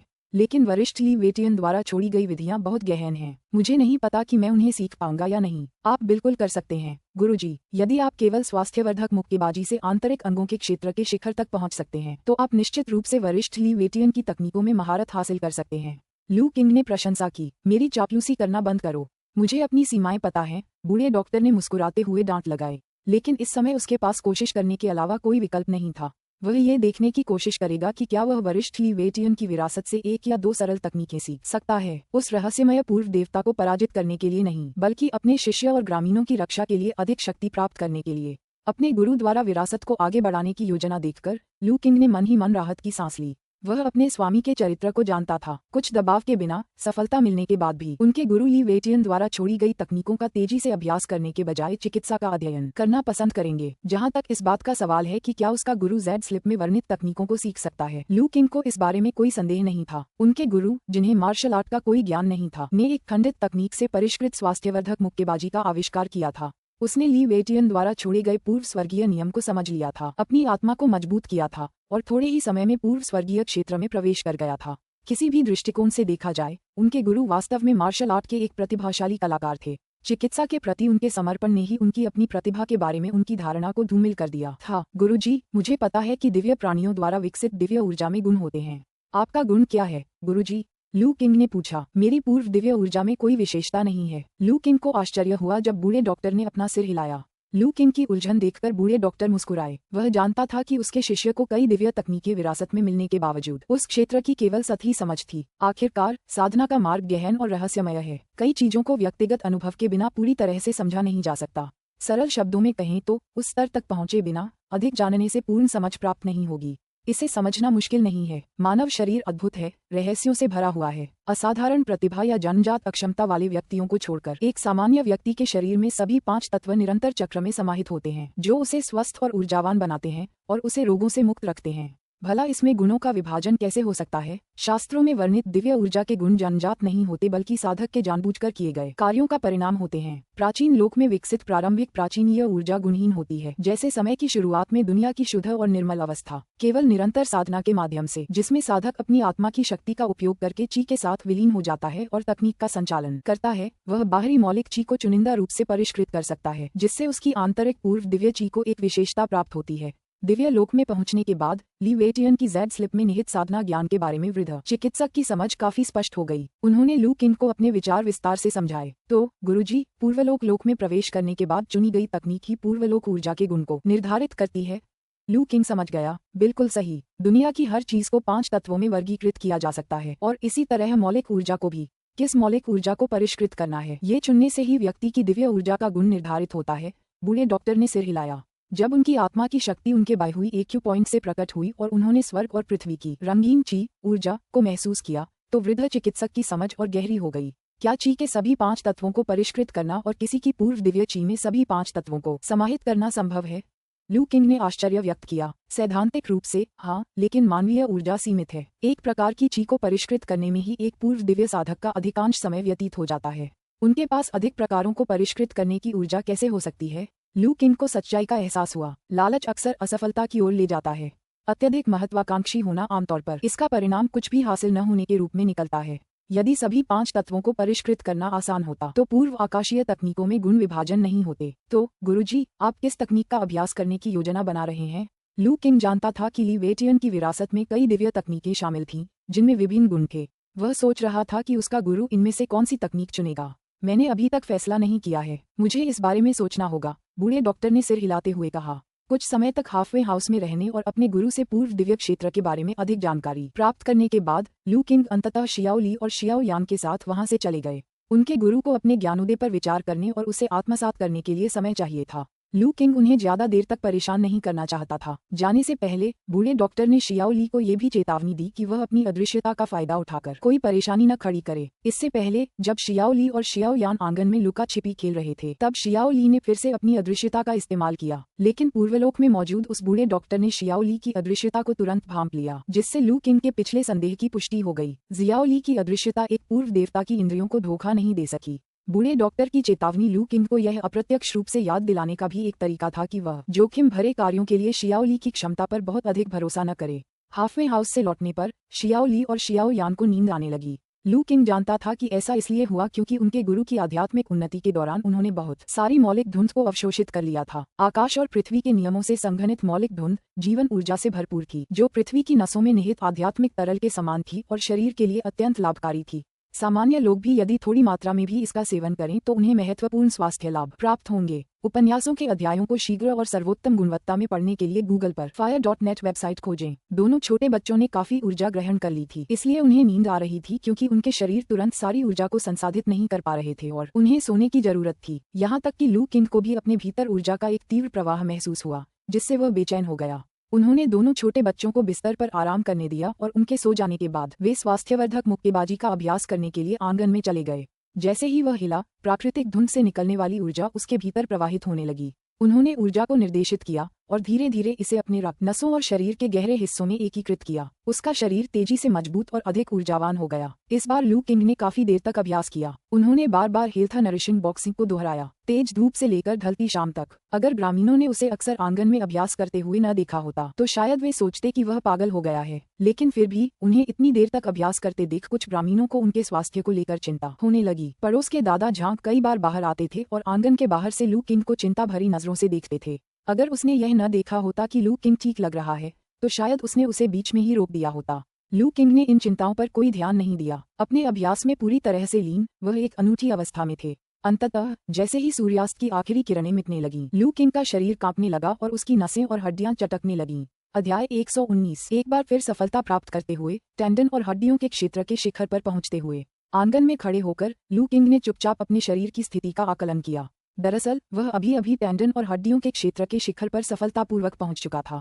पूर्व स्वर्गीय क्षेत्र में प्रवेश की इस अभूतपूर्व घटना को देखने से प्राप्त अवसर वास्तव में बहुत महत्वपूर्ण था। कल ही उसने टेंडन्स एंड बोन्स क्षेत्र के प्रारंभिक चरण में प्रवेश किया था। अपने गुरु के इस प्रवेश के दौरान अवशोषित ऊर्जा का उपयोग करते हुए उसने एक दिन से भी कम समय में पुनः प्रवेश कर लिया और टेंडन्स एंड बोन्स क्षेत्र के शिखर पर पहुंच गया। अगर दूसरे मार्शल आर्टिस्ट को उसकी साधना की गति के बारे में पता चल जाए तो वे आश्चर्यचकित रह जाएंगे। इसके अलावा लू किंग को महसूस हुआ कि सफेद धुंध से उत्पन्न जीवन शक्ति पूरी तरह से समाप्त नहीं हुई थी और अभी भी उसके शरीर को एक गहरी परत में पोषण दे रही थी। इस रफ्तार से तो जल्द ही वह टेंडन और बोन्स क्षेत्र की परिपूर्ण अवस्था तक पहुंच जाएगा। आह किंग, यह क्या था? एक आश्चर्यचकित आवाज सुनाई दी। लू किंग ने मुड़कर देखा तो दादा झांग और कई ग्रामीण उसे हैरानी से देख रहे थे। ये स्पष्ट था कि वे उसकी हड्डियों के चटकने की आवाज और उसकी ऊर्जा के कंपन से भयभीत हो गए थे। अरे कुछ नहीं, बस आज दोपहर मार्शल आर्ट में एक छोटी सी सफलता मिली है, लू किंग ने जवाब दिया। दरअसल अभ्यास करते समय वह बाहरी स्थिति को भांप लेता था और दादा झांग और अन्य लोगों की गतिविधियों से अवगत रहता था। चूंकि वे उसे परेशान नहीं करते थे, इसलिए उसे कोई आपत्ति नहीं थी। हालांकि उनके चिंतित चेहरों को देखकर लू किंग ने फैसला किया कि अब से पहाड़ के पीछे बांस के जंगल में अभ्यास करना बेहतर होगा। इस बार वह आंगन में ही अभ्यास कर रहा था क्योंकि शियाओ यान और शियाओ ली सो रहे थे और वह दूर नहीं जाना चाहता था। क्या सच में? तो यह अच्छी बात है। लू किंग की व्याख्या सुनकर दादा झांग और बाकी सबने राहत की सांस ली। वे साधना को नहीं समझते थे, लेकिन लू किंग की बातों से उन्हें पता चल गया कि यह एक अच्छी बात है और वे उसके लिए खुश हुए। लू किंग के ठीक होने की जानकारी मिलने के बाद वे धीरे धीरे तितर बितर हो गए। लू किंग आंगन में लौटा और पाया कि शियाओ यान और शियाओ ली अभी भी सो रहे थे, इसलिए उसने उन्हें परेशान नहीं किया और अपने लिए रात का खाना बनाया। अगली सुबह दोनों छोटे बच्चे आखिरकार जाग गए और दोनों चिल्ला रहे थे कि उन्हें भूख लगी है। लू किंग ने पहले से तैयार किया हुआ नाश्ता निकाला और वे सब बड़े चाव से खाने लगे। जब छोटे बच्चे खाना खा रहे थे, लू किंग ने अपनी क्षमता का उपयोग करके उनकी स्थिति की जांच की। सबसे पहले शियाओ यान थी। तेज लाल रोशनी में सुनहरी ऊर्जा की एक लकीर अचानक लू किंग की आंखों के सामने चमक उठी। लू जियायान, एक मानव शावक मादा, एक भाग्यशाली नन्हे बच्चे ने पृथ्वी शिरा आत्मा तरल का सेवन करने के बाद अनजाने में एक विशेष प्रतिभा को जागृत कर लिया है। बर्फ की मांसपेशियां और जैड की हड्डियां, शुद्ध शारीरिक बनावट, अशुद्धियों से मुक्त, साधना के लिए स्वाभाविक रूप से उपयुक्त, विशेष रूप से जल और शीत गुण वाली तकनीकों में प्रभावी। पूर्व दिव्य सफलता के दौरान जीवन से भरपूर ऊर्जा के धुंध को अवशोषित करने के कारण उसके शरीर में अब पूर्व दिव्य दाव की शारीरिक बनावट का कुछ अंश दिखाई देता है। उपन्यासों के अध्यायों को जल्दी और उच्चतम गुणवत्ता में पढ़ने के लिए गूगल पर a.net वेबसाइट खोजें। ओह, लू किंग सबसे पहले शियाओ यान की ऊर्जा प्रकाश में मौजूद सोने की लकीर को देखकर चौंक गई। फिर अंतिम स्वर को देखकर वह फिर से हौंफने लगा। पूर्व दिव्य दाव काया, ये दिव्य रून संप्रदाय की विरासत में एक अत्यंत पूजनीय रहस्यमय शरीर था। ऐसा कहा जाता था कि ऐसे शारीरिक गठन वाले लोग वास्तव में स्वर्ग से आशीर्वाद प्राप्त होते हैं। प्रतिभाशाली लोगों में भी प्रतिभाशाली होते हैं। वे चाहे जो भी फसल उगाते, वह अविश्वसनीय रूप से तेज गति से और लगभग बिना किसी बाधा के हो जाती। उदाहरण के लिए, रून विद्या का अभ्यास करना अत्यंत कठिन था। सच्ची प्रतिभा के बिना इसकी शुरुआत करना भी असंभव था। लेकिन एक सच्चे पूर्व दिव्य दाव शारीरिक क्षमता वाले व्यक्ति के लिए रून साधना भोजन और पेय की तरह सरल हो जाएगी। अप्रत्याशित रूप से जियाओ यान में दिव्य दाव शारीरिक क्षमता का अंश पाया गया। भले ही यह अंश मात्र था, लेकिन यह उसकी अविश्वसनीय प्रतिभा का संकेत था। यदि डिवाइन रून सेक्ट अभी भी अस्तित्व में होता तो वे प्रीसेलेस्टियल दाव फिजिक के प्रति अपने आदर के कारण शियाओ यान को अपने समूह में शामिल करने के लिए संघर्ष करते। शियाओ यान में आए बदलावों का अध्ययन करने के बाद लू किंग ने अपना ध्यान शियाओ ली की ओर मोड़ा। एक बार फिर गहरे लाल प्रकाश में एक हल्की सुनहरी ऊर्जा प्रकट हुई। ब्लैक नाइट स्पिरिट लिंक्स, एक पर्वतीय आत्मा पशु, किशोर, मादा, बेहद तेज नुकीले पंजों के साथ जो पत्थर तोड़ सकते हैं और धातु काट सकते हैं। इसमें प्रकाश को विकृत करने और अंधेरे में घुलमिल जाने की जन्मजात क्षमता है। किंवदंती कहती है कि ब्लैक नाइट स्पिरिट लिंक्स को मछली बहुत पसंद होती है, लेकिन पानी से नफरत होती है। वे हमेशा उन मछलियों के लिए तरसते रहते हैं जिन तक वे पहुंच नहीं सकते। पूर्व आकाशीय सफलता के दौरान जीवन से भरपूर ऊर्जा की धुंध को अवशोषित करने के बाद ये पूर्व आकाशीय आत्मा पशु में विकसित होने के संकेत दिखाता है। शाओ ली में निहित स्वर्णिम ऊर्जा शाओ यान की तुलना में कहीं अधिक तीव्र थी। इसी तरह इसमें एक अतिरिक्त नोट भी था, प्राचीन आत्मा राक्षस। यह क्या है? हालांकि लू किंग को ये शब्द समझ नहीं आया। दिव्य रून संप्रदाय की विरासत में पूर्व स्वर्गीय आत्मा पशुओं का कोई रिकॉर्ड नहीं था, लेकिन जियाओ यान की स्थिति को देखते हुए ऐसा लग रहा था कि यह एक असाधारण प्राणी था। उन्हें उम्मीद नहीं थी कि रात भर सोने के बाद दोनों छोटे बच्चों को इतना फायदा होगा। उनकी तुलना में टेंडन और बोन्स क्षेत्र के शिखर तक पहुंचने की उनकी कड़ी मेहनत से हासिल की गई सफलता साधारण प्रतीत होती थी। भाई, क्या हुआ? क्या शियाओ यान के चेहरे पर चावल लगे हैं? लू किंग को अपनी ओर खाली निगाहों से घूरते देख शियाओ यान ने अपना चेहरा छुआ और पूछा। नहीं भाई, बस सोच रहा था। खाते रहो। लू किंग मुस्कुराते हुए होश में आया। उन्होंने मन ही मन ये भी निश्चय कर लिया कि बच्चों की प्रतिभा जितनी अधिक होगी, उन्हें उतना ही अधिक प्रशिक्षण देना चाहिए और ऐसे अच्छे अवसर को व्यर्थ नहीं जाने देना चाहिए। ठीक है, ये सुनकर कि कोई समस्या नहीं है, जियाओ यान ने खाना जारी रखा। इसी क्षण लू किंग को महसूस हुआ कि कोई उसकी पैंट खींच रहा है। नीचे देखने पर उसने पाया कि शियाओ ली उसके सामने बैठी है। क्या हुआ शियाओ ली? लू किंग ने पूछा। शियाओ ली ने अपने पंजे से अपने खाली खाने के कटोरे की ओर इशारा किया। पहले ही समाप्त हो गया है। लू किंग हैरान रह गई। उसने उसे मछली की उतनी ही मात्रा दी थी जितनी आमतौर पर दी जाती है, जो कुछ समय के लिए पर्याप्त होती है। क्या ऊर्जा की धुंध को सोखने के बाद उसकी भूख बढ़ गई? शियाओ ली, क्या तुम्हें अभी भी भूख लगी है? आह टिल्ड। जियाओ ली ने सिर हिलाया। मुझे और मिल जाएगा। ऐसा प्रतीत हुआ कि उसकी भूख सचमुच बढ़ गई थी। लू किंग रसोई में गई तो उसने देखा कि टंकी में लगभग सारी मछलियां मर चुकी थीं। केवल कुछ ही बची थीं।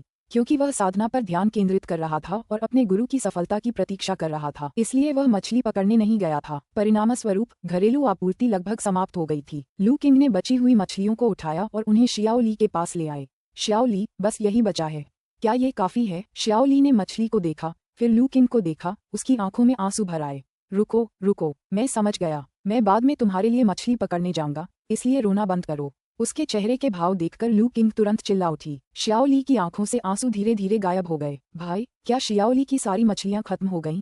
शियाओ यान ने पूछा। हाँ, भाई को मछली पकड़ने का समय नहीं मिला, इसलिए हमारे पास मछली नहीं बची है। ये सुनकर शियाओ ली की आंखों में फिर से आंसू आ गए। शियाओ ली, अच्छे बच्चे बनो।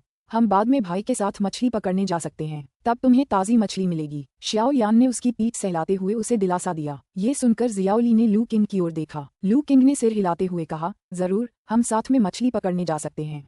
शियाओ ली की अदृश्यता की प्रतिभा के कारण उसे देखे जाने की कोई चिंता नहीं थी। वह पहले भी उनके साथ मछली पकड़ने जा चुकी थी। लू किंग को सहमत होते देख छोटी काली जानवर खुश हो गई और उसकी पूंछ सीधी खड़ी हो गई। उसे लू किंग के साथ मछली पकड़ने जाना बहुत पसंद था। उसके लिए ये जादुई और प्रभावशाली था कि लू किंग बांस की छड़ी का उपयोग करके उन मछलियों को कैसे पकड़ सकती थी जिन्हें वह केवल देख सकती थी लेकिन पकड़ नहीं सकती थी। ये जानते हुए कि वे जल्द ही बाहर जा सकते हैं, शियाओ यान ने जल्दी से खाना खत्म कर दिया। वाह भाई, मेरा पेट भर गया है, चलो मछली पकड़ने चलते हैं। एक पल रुकिए, मुझे पहले बर्तन धोने दीजिए। लू किंग ने सिर हिलाया, बर्तन साफ किए और उन्हें एक तरफ रख दिया।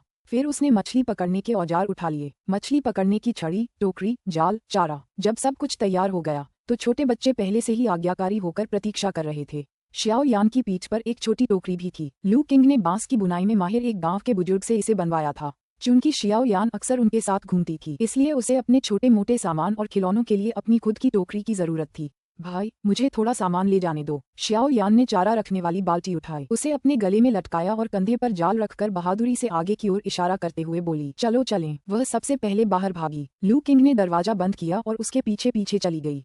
शियाओ ली अदृश्य हो गई और शियाओ यान की टोकरी में कूद गई। शियाओ यान की मौजूदा शारीरिक क्षमता को देखते हुए वजन उनके लिए कोई समस्या नहीं थी। गाँव में शियाओ यान आगे दौड़ गई और लू किंग आराम से उसके पीछे पीछे चल रही थी। उन्हें देखते ही ग्रामीणों को तुरंत समझ आ गया। आह किंग, फिर से मछली पकड़ने जा रहे हो?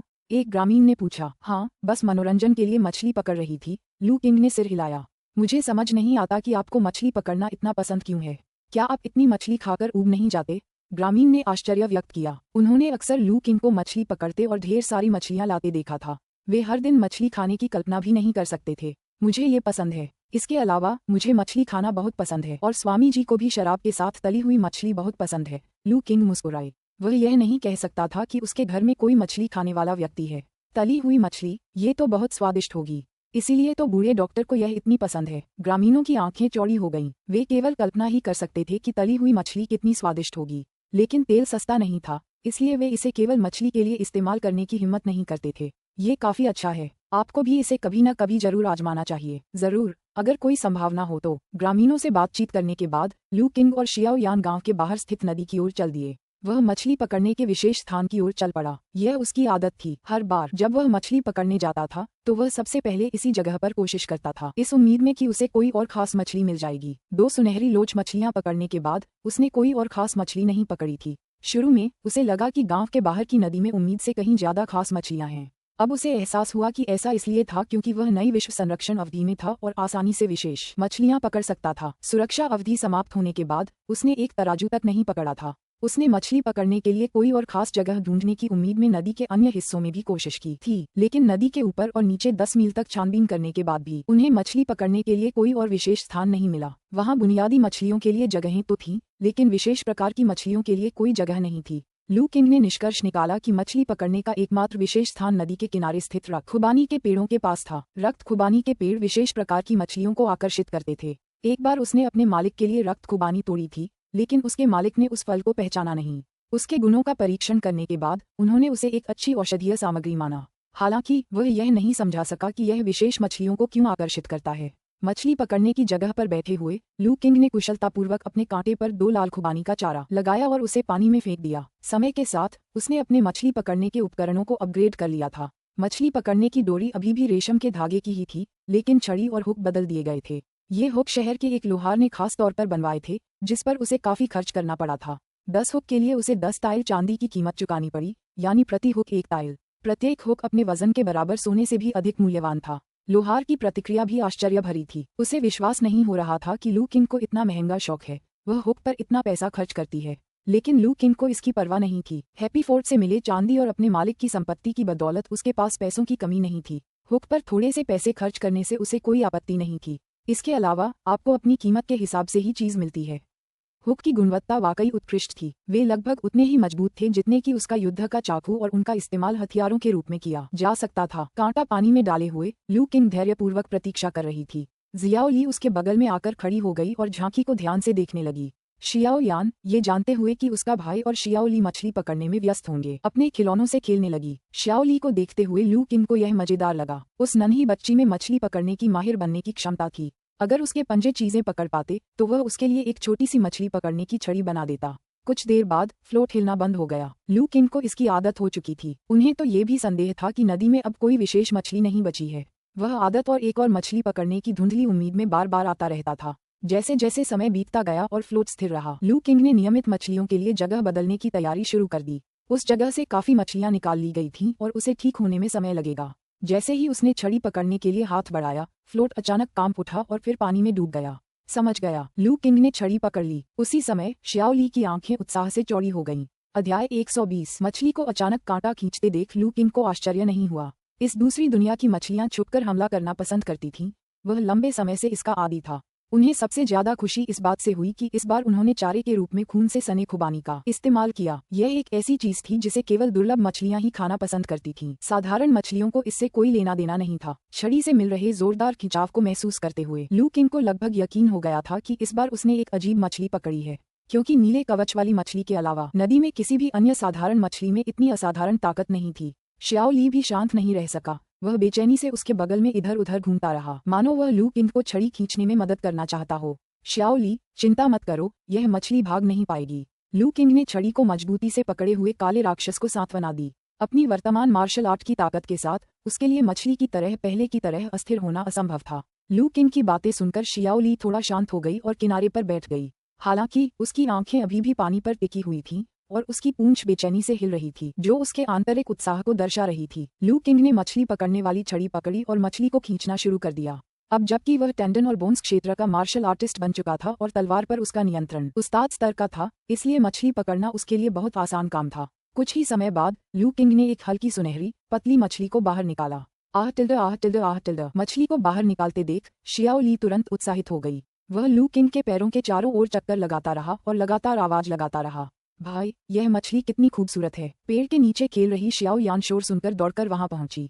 शियाओ ली, चिंता मत करो, तुम्हें देने से पहले मुझे देखने दो कि यह किस तरह की मछली है। लू किंग ने मछली को कांटे से निकालकर उसका वजन किया। मछली का वजन ज्यादा नहीं था, सिर्फ 2 पाउंड से थोड़ा ज्यादा था, लेकिन उसकी ताकत कम नहीं थी। जब लू किंग उसे खींच रहा था तो उसने पाया कि वह पहले पकड़ी गई रेड मून कार्प से अधिक मजबूत थी। अगर उसकी छड़ी को अपग्रेड नहीं किया गया होता तो शायद वह उसे बाहर नहीं निकाल पाता। इस मछली की सबसे विशिष्ट विशेषता इसके मुंह के दोनों ओर मौजूद लंबी मूंछें थीं, जो इसके शरीर की लंबाई के लगभग आधी थीं। इसका शरीर हल्के सुनहरे रंग के शल्कों से ढका हुआ था, जो सूर्य की रोशनी में बेहद खूबसूरत लग रहे थे। मछली को अपने सामने पकड़े हुए लू किंग ने अपनी विशेष क्षमता का उपयोग करके उसकी जांच की। कुछ ही देर में मछली से आधा लाल आधा सफेद रंग की चमक निकलने लगी। ड्रैगन बियर्ड फिश, सुनहरे शल्कों वाली, अपार शक्ति और अविश्वसनीय तैराकी गति वाली एक विचित्र मछली। इसमें आध्यात्मिक सार समाहित है। इसका मांस कोमल और पोषणदायी है। ये सूर्य की उपज है। ऐसा कहा जाता है कि ड्रैगन बियर्ड फिश में ड्रैगन के रक्त का अंश होता है, जिससे इसका मांस अत्यंत पौष्टिक और यांग ऊर्जा से भरपूर होता है। उपन्यासों के अध्यायों को शीघ्र और सर्वोत्तम गुणवत्ता में पढ़ने के लिए गूगल पर novemberalf-ir.net वेबसाइट खोजें। Dragon beard fish. लू किंग ने अपने हाथ में मौजूद अजीब मछली को उत्सुकता से देखा। विवरण के अनुसार ये चीज पुरुषों के लिए अधिक उपयुक्त प्रतीत होती थी। क्या शियाओली के लिए इसे खाना ठीक रहेगा? लेकिन शियाओली की उत्सुक आंखों को देखकर लू किंग समझ गया कि अगर उसने उसे मछली नहीं दी तो वह छोटा सा जीव वहीं रोने लगेगा। हालांकि लू किंग का मानना था कि एक विलक्षण आत्मा पशु होने के नाते जियाओली के पास एक बहुत ही विशेष और जादुई इंद्रिय थी। यह आसानी से बता सकता था कि उसके लिए क्या फायदेमंद है और क्या हानिकारक। चूंकि यह इस विचित्र मछली के लिए इतना उत्सुक था, इसलिए यह इसके लिए बहुत फायदेमंद होनी चाहिए। ये सोचते हुए लू किंग ने मछली को सीधे शियाओली की ओर उछाल दिया। ठीक है शियाओली, यह अजीब मछली तुम्हारी है। लू किंग के हाथ में मौजूद अजीब मछली को ध्यान से देख रही शियाओली तुरंत प्रसन्न हो गई। उसने मछली पर झपट्टा मारा, उसे पकड़ लिया और खाने के लिए घास के एक साफ हिस्से में घसीट कर ले गया। हर निवाले के साथ उसकी आंखें खुशी से सिकुड़ जाती थीं और उसकी पूंछ आनंद से हिलने लगती थी। उसे इतनी खुशी से खाते देख लू किंग को सुकून मिला। उसने कुछ और लाल खुबानी पकड़ी और लाइन को वापस पानी में डाल दिया। हालांकि वह जानता था कि संभावनाएं बहुत कम हैं, फिर भी वह ये देखना चाहता था कि क्या वह कोई और विचित्र मछली पकड़ सकता है। कुछ ही देर बाद जियाओली ने मछली खाना खत्म कर दिया। संतुष्टि से अपने पंजे चाटे और फिर से लू किंग के बगल में बैठ गई। उत्सुकता से पानी को देखने लगी।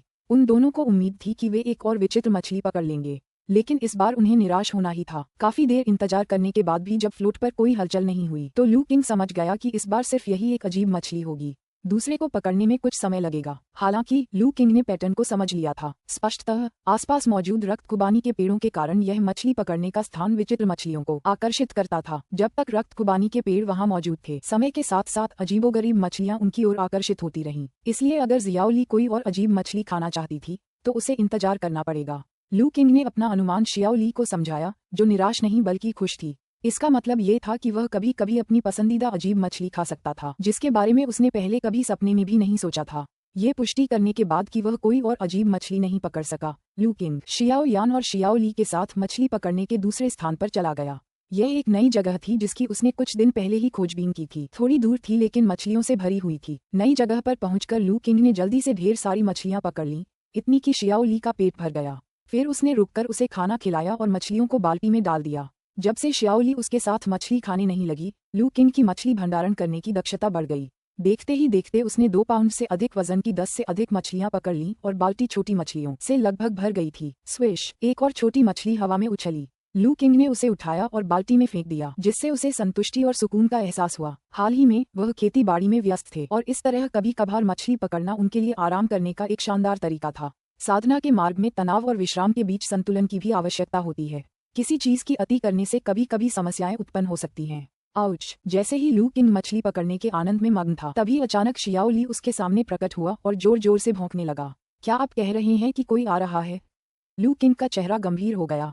शियाओली के साथ इतना समय बिताने के बाद उनके बीच आपसी समझ बहुत गहरी हो गई थी। वह मूल रूप से जियाओली के हावभाव और क्रियाओं से समझ सकता था कि वह क्या व्यक्त करना चाहता है। अगर ये ग्रामीण होते तो शियाओली ऐसा व्यवहार नहीं करती। ये केवल तभी इस तरह व्यवहार करता था जब बाहरी लोग, विशेषकर असामान्य लोग, इसके पास आ रहे होते थे। क्या ऐसा हो सकता है कि कोई अजनबी मार्शल आर्टिस्ट आ रहा हो? लू किंग के मन में एक विचार कौंध गया। शियाओली, वे अब कहाँ हैं? जियाओली ने अपने पंजे से एक दिशा की ओर इशारा किया।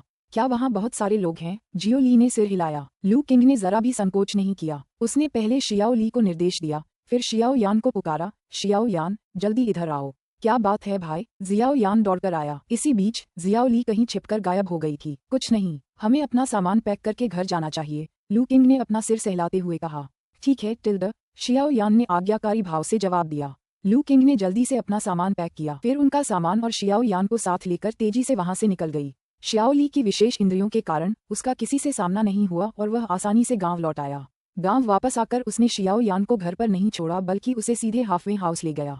अपने गुरु को सूचित करने के बाद लू किंग शियाओ ली के साथ फिर से रवाना हो गया। गांव के पास अचानक इतने सारे मार्शल आर्टिस्टों के प्रकट होने से उसे ये पता लगाना ही था कि आखिर चल क्या रहा है। शियाओ ली, क्या तुम अब भी उन लोगों को महसूस कर सकती हो? अपनी युद्ध तलवार को पीठ पर बांधकर गांव के प्रवेश द्वार पर पहुंचने के बाद लू किंग ने पेड़ पर एक लाल रिबन बांधा और पूछा। जियाओ ली ने अपना सिर हिलाया। इसकी विशेष इंद्रिय की एक सीमा थी और उस दूरी से परे यह महसूस नहीं कर सकता था।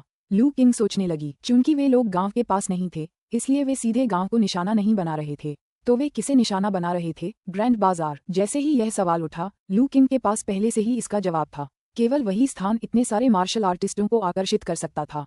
क्या ऐसा हो सकता है कि श्रीमती वेई और उनके बेटे को संक्रमण का खतरा हो? लू किंग को पक्का पता नहीं था, लेकिन वह जानता था कि उसे जल्द से जल्द इसका पता लगाना होगा। अपनी पीठ पर बंधी युद्ध तलवार को कसते हुए लू किंग ने ग्रैंड बाजार की दिशा में देखा और तेजी से चलने लगा। आज बाजार का दिन नहीं था, इसलिए ग्रामीण शायद ही गांव से बाहर निकले। इस प्रकार लू किंग को रास्ते में किसी से मुलाकात नहीं हुई। ओह टिल्डा। जैसे ही वे बाजार के पास पहुंचे, उसके कंधे पर छिपा हुआ शियाओ ली अचानक अपने पंजे से उसके बालों को खींचने लगा। आपका मतलब है कि वे मार्शल आर्टिस्ट आगे हैं? लू किंग का दिल घबरा गया, क्योंकि उसे पता था कि वह सही था। वे लोग सचमुच बाजार की ओर जा रहे थे। ऐसा लग रहा था कि श्रीमती वेई और उनका बेटा वाकई खतरे में पड़ गए थे। लेकिन क्यों? मागू को इतना लापरवाह नहीं होना चाहिए था। मन में शंकाओं के साथ लू किंग ने अपनी आभा को छुपाया और चुपचाप आगे बढ़ा। अपनी उत्कृष्ट तलवारबाजी की क्षमता से वह अपने रक्त की ऊर्जा को पूरी तरह छिपा सकता था। यहाँ तक कि आंतरिक अंगों के विशेषज्ञ भी 3 कदम के दायरे में आने पर ही उसे महसूस कर पाते थे। लू किंग चुपके से आगे बढ़ी और थोड़ी देर बाद उसे एक आवाज सुनाई दी। लीडर फोंग, आप इतने सारे लोगों के साथ मेरे इस साधारण बाजार में क्यों आए हैं? लू किंग ने मागू की आवाज पहचान ली। उसका दिल घबरा गया, यह महसूस करते हुए कि स्थिति शायद वैसी न हो जैसा उसने सोचा था। आवाज मागू के घर से आए। लू किंग चुपचाप पास पहुंची। वह एक बड़े पेड़ पर चढ़ गया और नीचे देखने लगा। उसने घर के सामने 2 समूहों को एक दूसरे का सामना करते हुए देखा। एक समूह का नेतृत्व मागू कर रहा था, जिसमें 7 या उससे अधिक लोग थे। 8 अनुयायी। दूसरे समूह में 20 से अधिक लोग थे, जिनमें से लगभग आधे मार्शल आर्टिस्ट थे। नेता एक लंबा चौड़ा पतले अंगों वाला व्यक्ति था, जिसके चेहरे पर एक निशान था और उससे एक भयंकर आभा निकल रही थी। संख्या के लिहाज से देखें तो मागू का पक्ष नुकसान में था। मार्शल आर्टिस्टों की संख्या की तो बात ही छोड़ दीजिए। हाँ, इससे पहले कि लू किंग इन लोगों की जानकारी की जांच करने के लिए अपनी क्षमता का उपयोग कर पाता, सामने बैठे लंबे आदमी ने 2 बार हंसा। मैं आपसे, मागू, एक सवाल पूछना चाहता हूँ। कुछ समय पहले ही हमारे ब्लैक वुल्फ गैंग के 9वें नेता और कुछ साथियों की पास के एक गांव में हत्या कर दी गई थी। गांव को जलाकर राख कर दिया गया था और उनके शव गायब हो गए थे। मैं मागू से पूछना चाहता हूँ, क्या आपको पता है कि यह किसने किया? Black wolf gang. Lu King का दिल कांप उठा। उसने तुरंत उस लंबे आदमी पर ध्यान केंद्रित किया। कुछ ही देर में उसके शरीर से एक तेज सफेद रोशनी निकली। फैंग डे, ब्लैक वुल्फ, उपनाम से जाना जाने वाला ब्लैक वुल्फ गैंग का सरगना, निर्दयी और बेरहम, कमजोरों को रौंदता और ताकतवरों से डरता है। खेती, प्रसवोत्तर टेंडन और हड्डियों का क्षेत्र, ये सचमुच ब्लैक वुल्फ गैंग ही था। लू किंग ने अपनी आंखों से बाकी लोगों को स्कैन किया और पाया कि वे सभी ब्लैक वुल्फ गैंग के सदस्य थे। न केवल नेता ब्लैक वुल्फ यहाँ मौजूद थे, बल्कि अधिकांश अन्य नेता भी उपस्थित थे। ये सचमुच एक संयोग है। लू किंग की आंखों में धीरे धीरे एक ठंडक सी दौड़ गई, लेकिन उन्होंने जल्दबाजी में कोई कदम नहीं उठाया और चुपचाप देखते रहे। ब्लैक वुल्फ गैंग का अचानक आगमन संदिग्ध था। इसके पीछे अन्य कारण भी हो सकते हैं। नेता फोंग, आप मजाक कर रहे होंगे। मैंने, मागू ने, शहर के कुछ रईसों को नाराज कर दिया था और मेरे परिवार ने मुझे इस टूटी फूटी जगह पर फेंक दिया। मैं बस हर दिन अपने घर में मौज मस्ती करता हूँ और शराब पीता हूँ। बाहरी मामलों की मुझे कोई परवाह नहीं है। उस रात जब हैप्पी फोर्ट में आग लगी तो मुझे अगले दिन ही पता चला। जब मैंने लोगों को जांच के लिए भेजा तो मुझे केवल खंडहर ही दिखाई दिए। मुझे समझ नहीं आ रहा था कि क्या हुआ था। लेकिन क्या शहर में यह अफवाह नहीं फैली है कि यह काम वेई परिवार ने किया था? दूसरी ओर ब्लैक वुल्फ का सवाल सुनकर मागू चौंक गया, लेकिन उसने इसे अपने चेहरे पर नहीं दिखाया। वेई परिवार का इस्तेमाल करके मुझ पर दबाव डालने की कोशिश मत करो। वेई परिवार अब संकट में है, जल्द ही विलुप्त होने की कगार पर है और कैंट काउंटी से गायब हो जाएगा। ब्लैक वुल्फ ने गुस्से में ठंडी सांस ली। काउंटी में हर कोई जानता था कि वह वेई परिवार के सिल्वर मून गार्ड से पराजित हुआ था, घायल हुआ था और अपमानित हुआ था। मागू द्वारा वेई परिवार का जिक्र करना स्पष्ट रूप से उसका उपहास था। आप कहते हैं कि आपको हैप्पी फोर्ट के बारे में कुछ नहीं पता, लेकिन मेरे आदमियों ने कुछ दिन पहले आपके परिवार की कपड़े की दुकान में हैप्पी फोर्ट की एक महिला को देखा था। आप इसका क्या स्पष्टीकरण देंगे? मागू चौंक गया, लेकिन उसने अपने चेहरे पर संयम बनाए रखा। सच में, मुझे इसके बारे में पता नहीं है। कपड़े की दुकान के मामले मेरे अधिकार क्षेत्र में नहीं है। जब समय मिलेगा तो मैं प्रभारी व्यक्ति से पूछ लूंगा। मागू, क्या तुम्हें लगता है कि मैं मूर्ख हूँ? ब्लैक वुल्फ ने ताना मारा। जब से वह तुम्हारी दुकान में आए हैं, ये स्पष्ट है कि तुम्हारा परिवार मेरे 9वें नेता की मृत्यु और हैप्पी फोर्ट के विनाश में शामिल है। आप जरूर वेई परिवार के साथ मिलीभगत कर रहे होंगे। मुझे लगता है कि वेई शिंघे की पत्नी और बच्चे को भी आपके परिवार ने छिपा रखा है, शायद इसी घर में। ब्लैक वुल्फ, हम पर झूठे आरोप मत लगाओ। मागू का चेहरा गुस्से से लाल हो गया और वह चिल्लाया, क्या तुम्हें लगता है कि हमारे परिवार को धमकाना आसान है? यूं ही हम पर कीचड़ उछालकर क्या तुम युद्ध शुरू करना चाहते हो? हाँ, युद्ध, क्या आप इसके लिए योग्य हैं? ब्लैक वुल्फ ने तिरस्कारपूर्ण ढंग से हंसते हुए कहा, अगर पहले होता तो शायद मुझे तुम्हारे परिवार से थोड़ा डर लगता, लेकिन अब अपने बड़ों से पूछो कि क्या वे हमारे ब्लैक वुल्फ गैंग से भिड़ने की हिम्मत करते हैं। मागू कांप उठा। उसे पता था कि ब्लैक वुल्फ सही कह रहा था। जब से ब्लैक वुल्फ गैंग ने उन रहस्यमय मार्शल आर्टिस्टों के साथ गठबंधन किया है, तब से उनकी शक्ति तेजी से बढ़ी है। अगर वे लड़ते तो उसके परिवार के बचने का कोई मौका नहीं होता, लेकिन वह ब्लैक वुल्फ को घर की तलाशी लेने की इजाजत नहीं दे सकता था। हालांकि श्रीमती वेई और उनका बेटा गुप्त कमरे में छिपे हुए थे, लेकिन भेड़ियों जैसे दिखने वाले ये गिरोह के सदस्य छिपकर चोरी करने में माहिर थे। वे गुप्त कमरे का पता लगा सकते थे। ये सोचकर मागू चिंतित हो गया। उन्हें नहीं पता था कि बाहर शोर सुनकर श्रीमती वेई और उनका बेटा सुरंग के रास्ते भाग निकले थे या नहीं। ब्लैक वुल्फ गैंग के अचानक आगमन ने उसे अप्रस्तुत छोड़ दिया और उन्हें बाहर निकालने के लिए उसके पास समय नहीं था। अगर तुम्हारी हिम्मत नहीं है तो मेरे रास्ते से हट जाओ। मागू का बदसूरत चेहरा देखकर ब्लैक वुल्फ और भी ज्यादा अहंकारी हो गया। वह जानता था कि बाहरी तौर पर भले ही ऐसा लगे, लेकिन मागू के परिवार जैसे लोग उनके गिरोह के बारे में ज्यादा अच्छी राय नहीं रखते थे। मागू के हताश और अवाक चेहरे को देखकर उसे बेहद संतुष्टि का अनुभव हुआ। भाइयों, पूरी जगह की तलाशी लो, कोई भी कोना मत छोड़ना। ब्लैक वुल्फ ने हाथ हिलाकर अपने आदमियों को आदेश दिया। हाँ, ब्लैक वुल्फ गैंग के सदस्यों ने जोर से जवाब दिया और आगे बढ़े। इंतजार, ऐसा करने की हिम्मत मत करना। मागू ने उन्हें रोकने की कोशिश की, लेकिन ब्लैक वुल्फ पहले ही हरकत में आ चुका था। उसकी विशाल मुट्ठी ने मागू की ओर घूमते हुए हवा का एक झोंका पैदा कर दिया।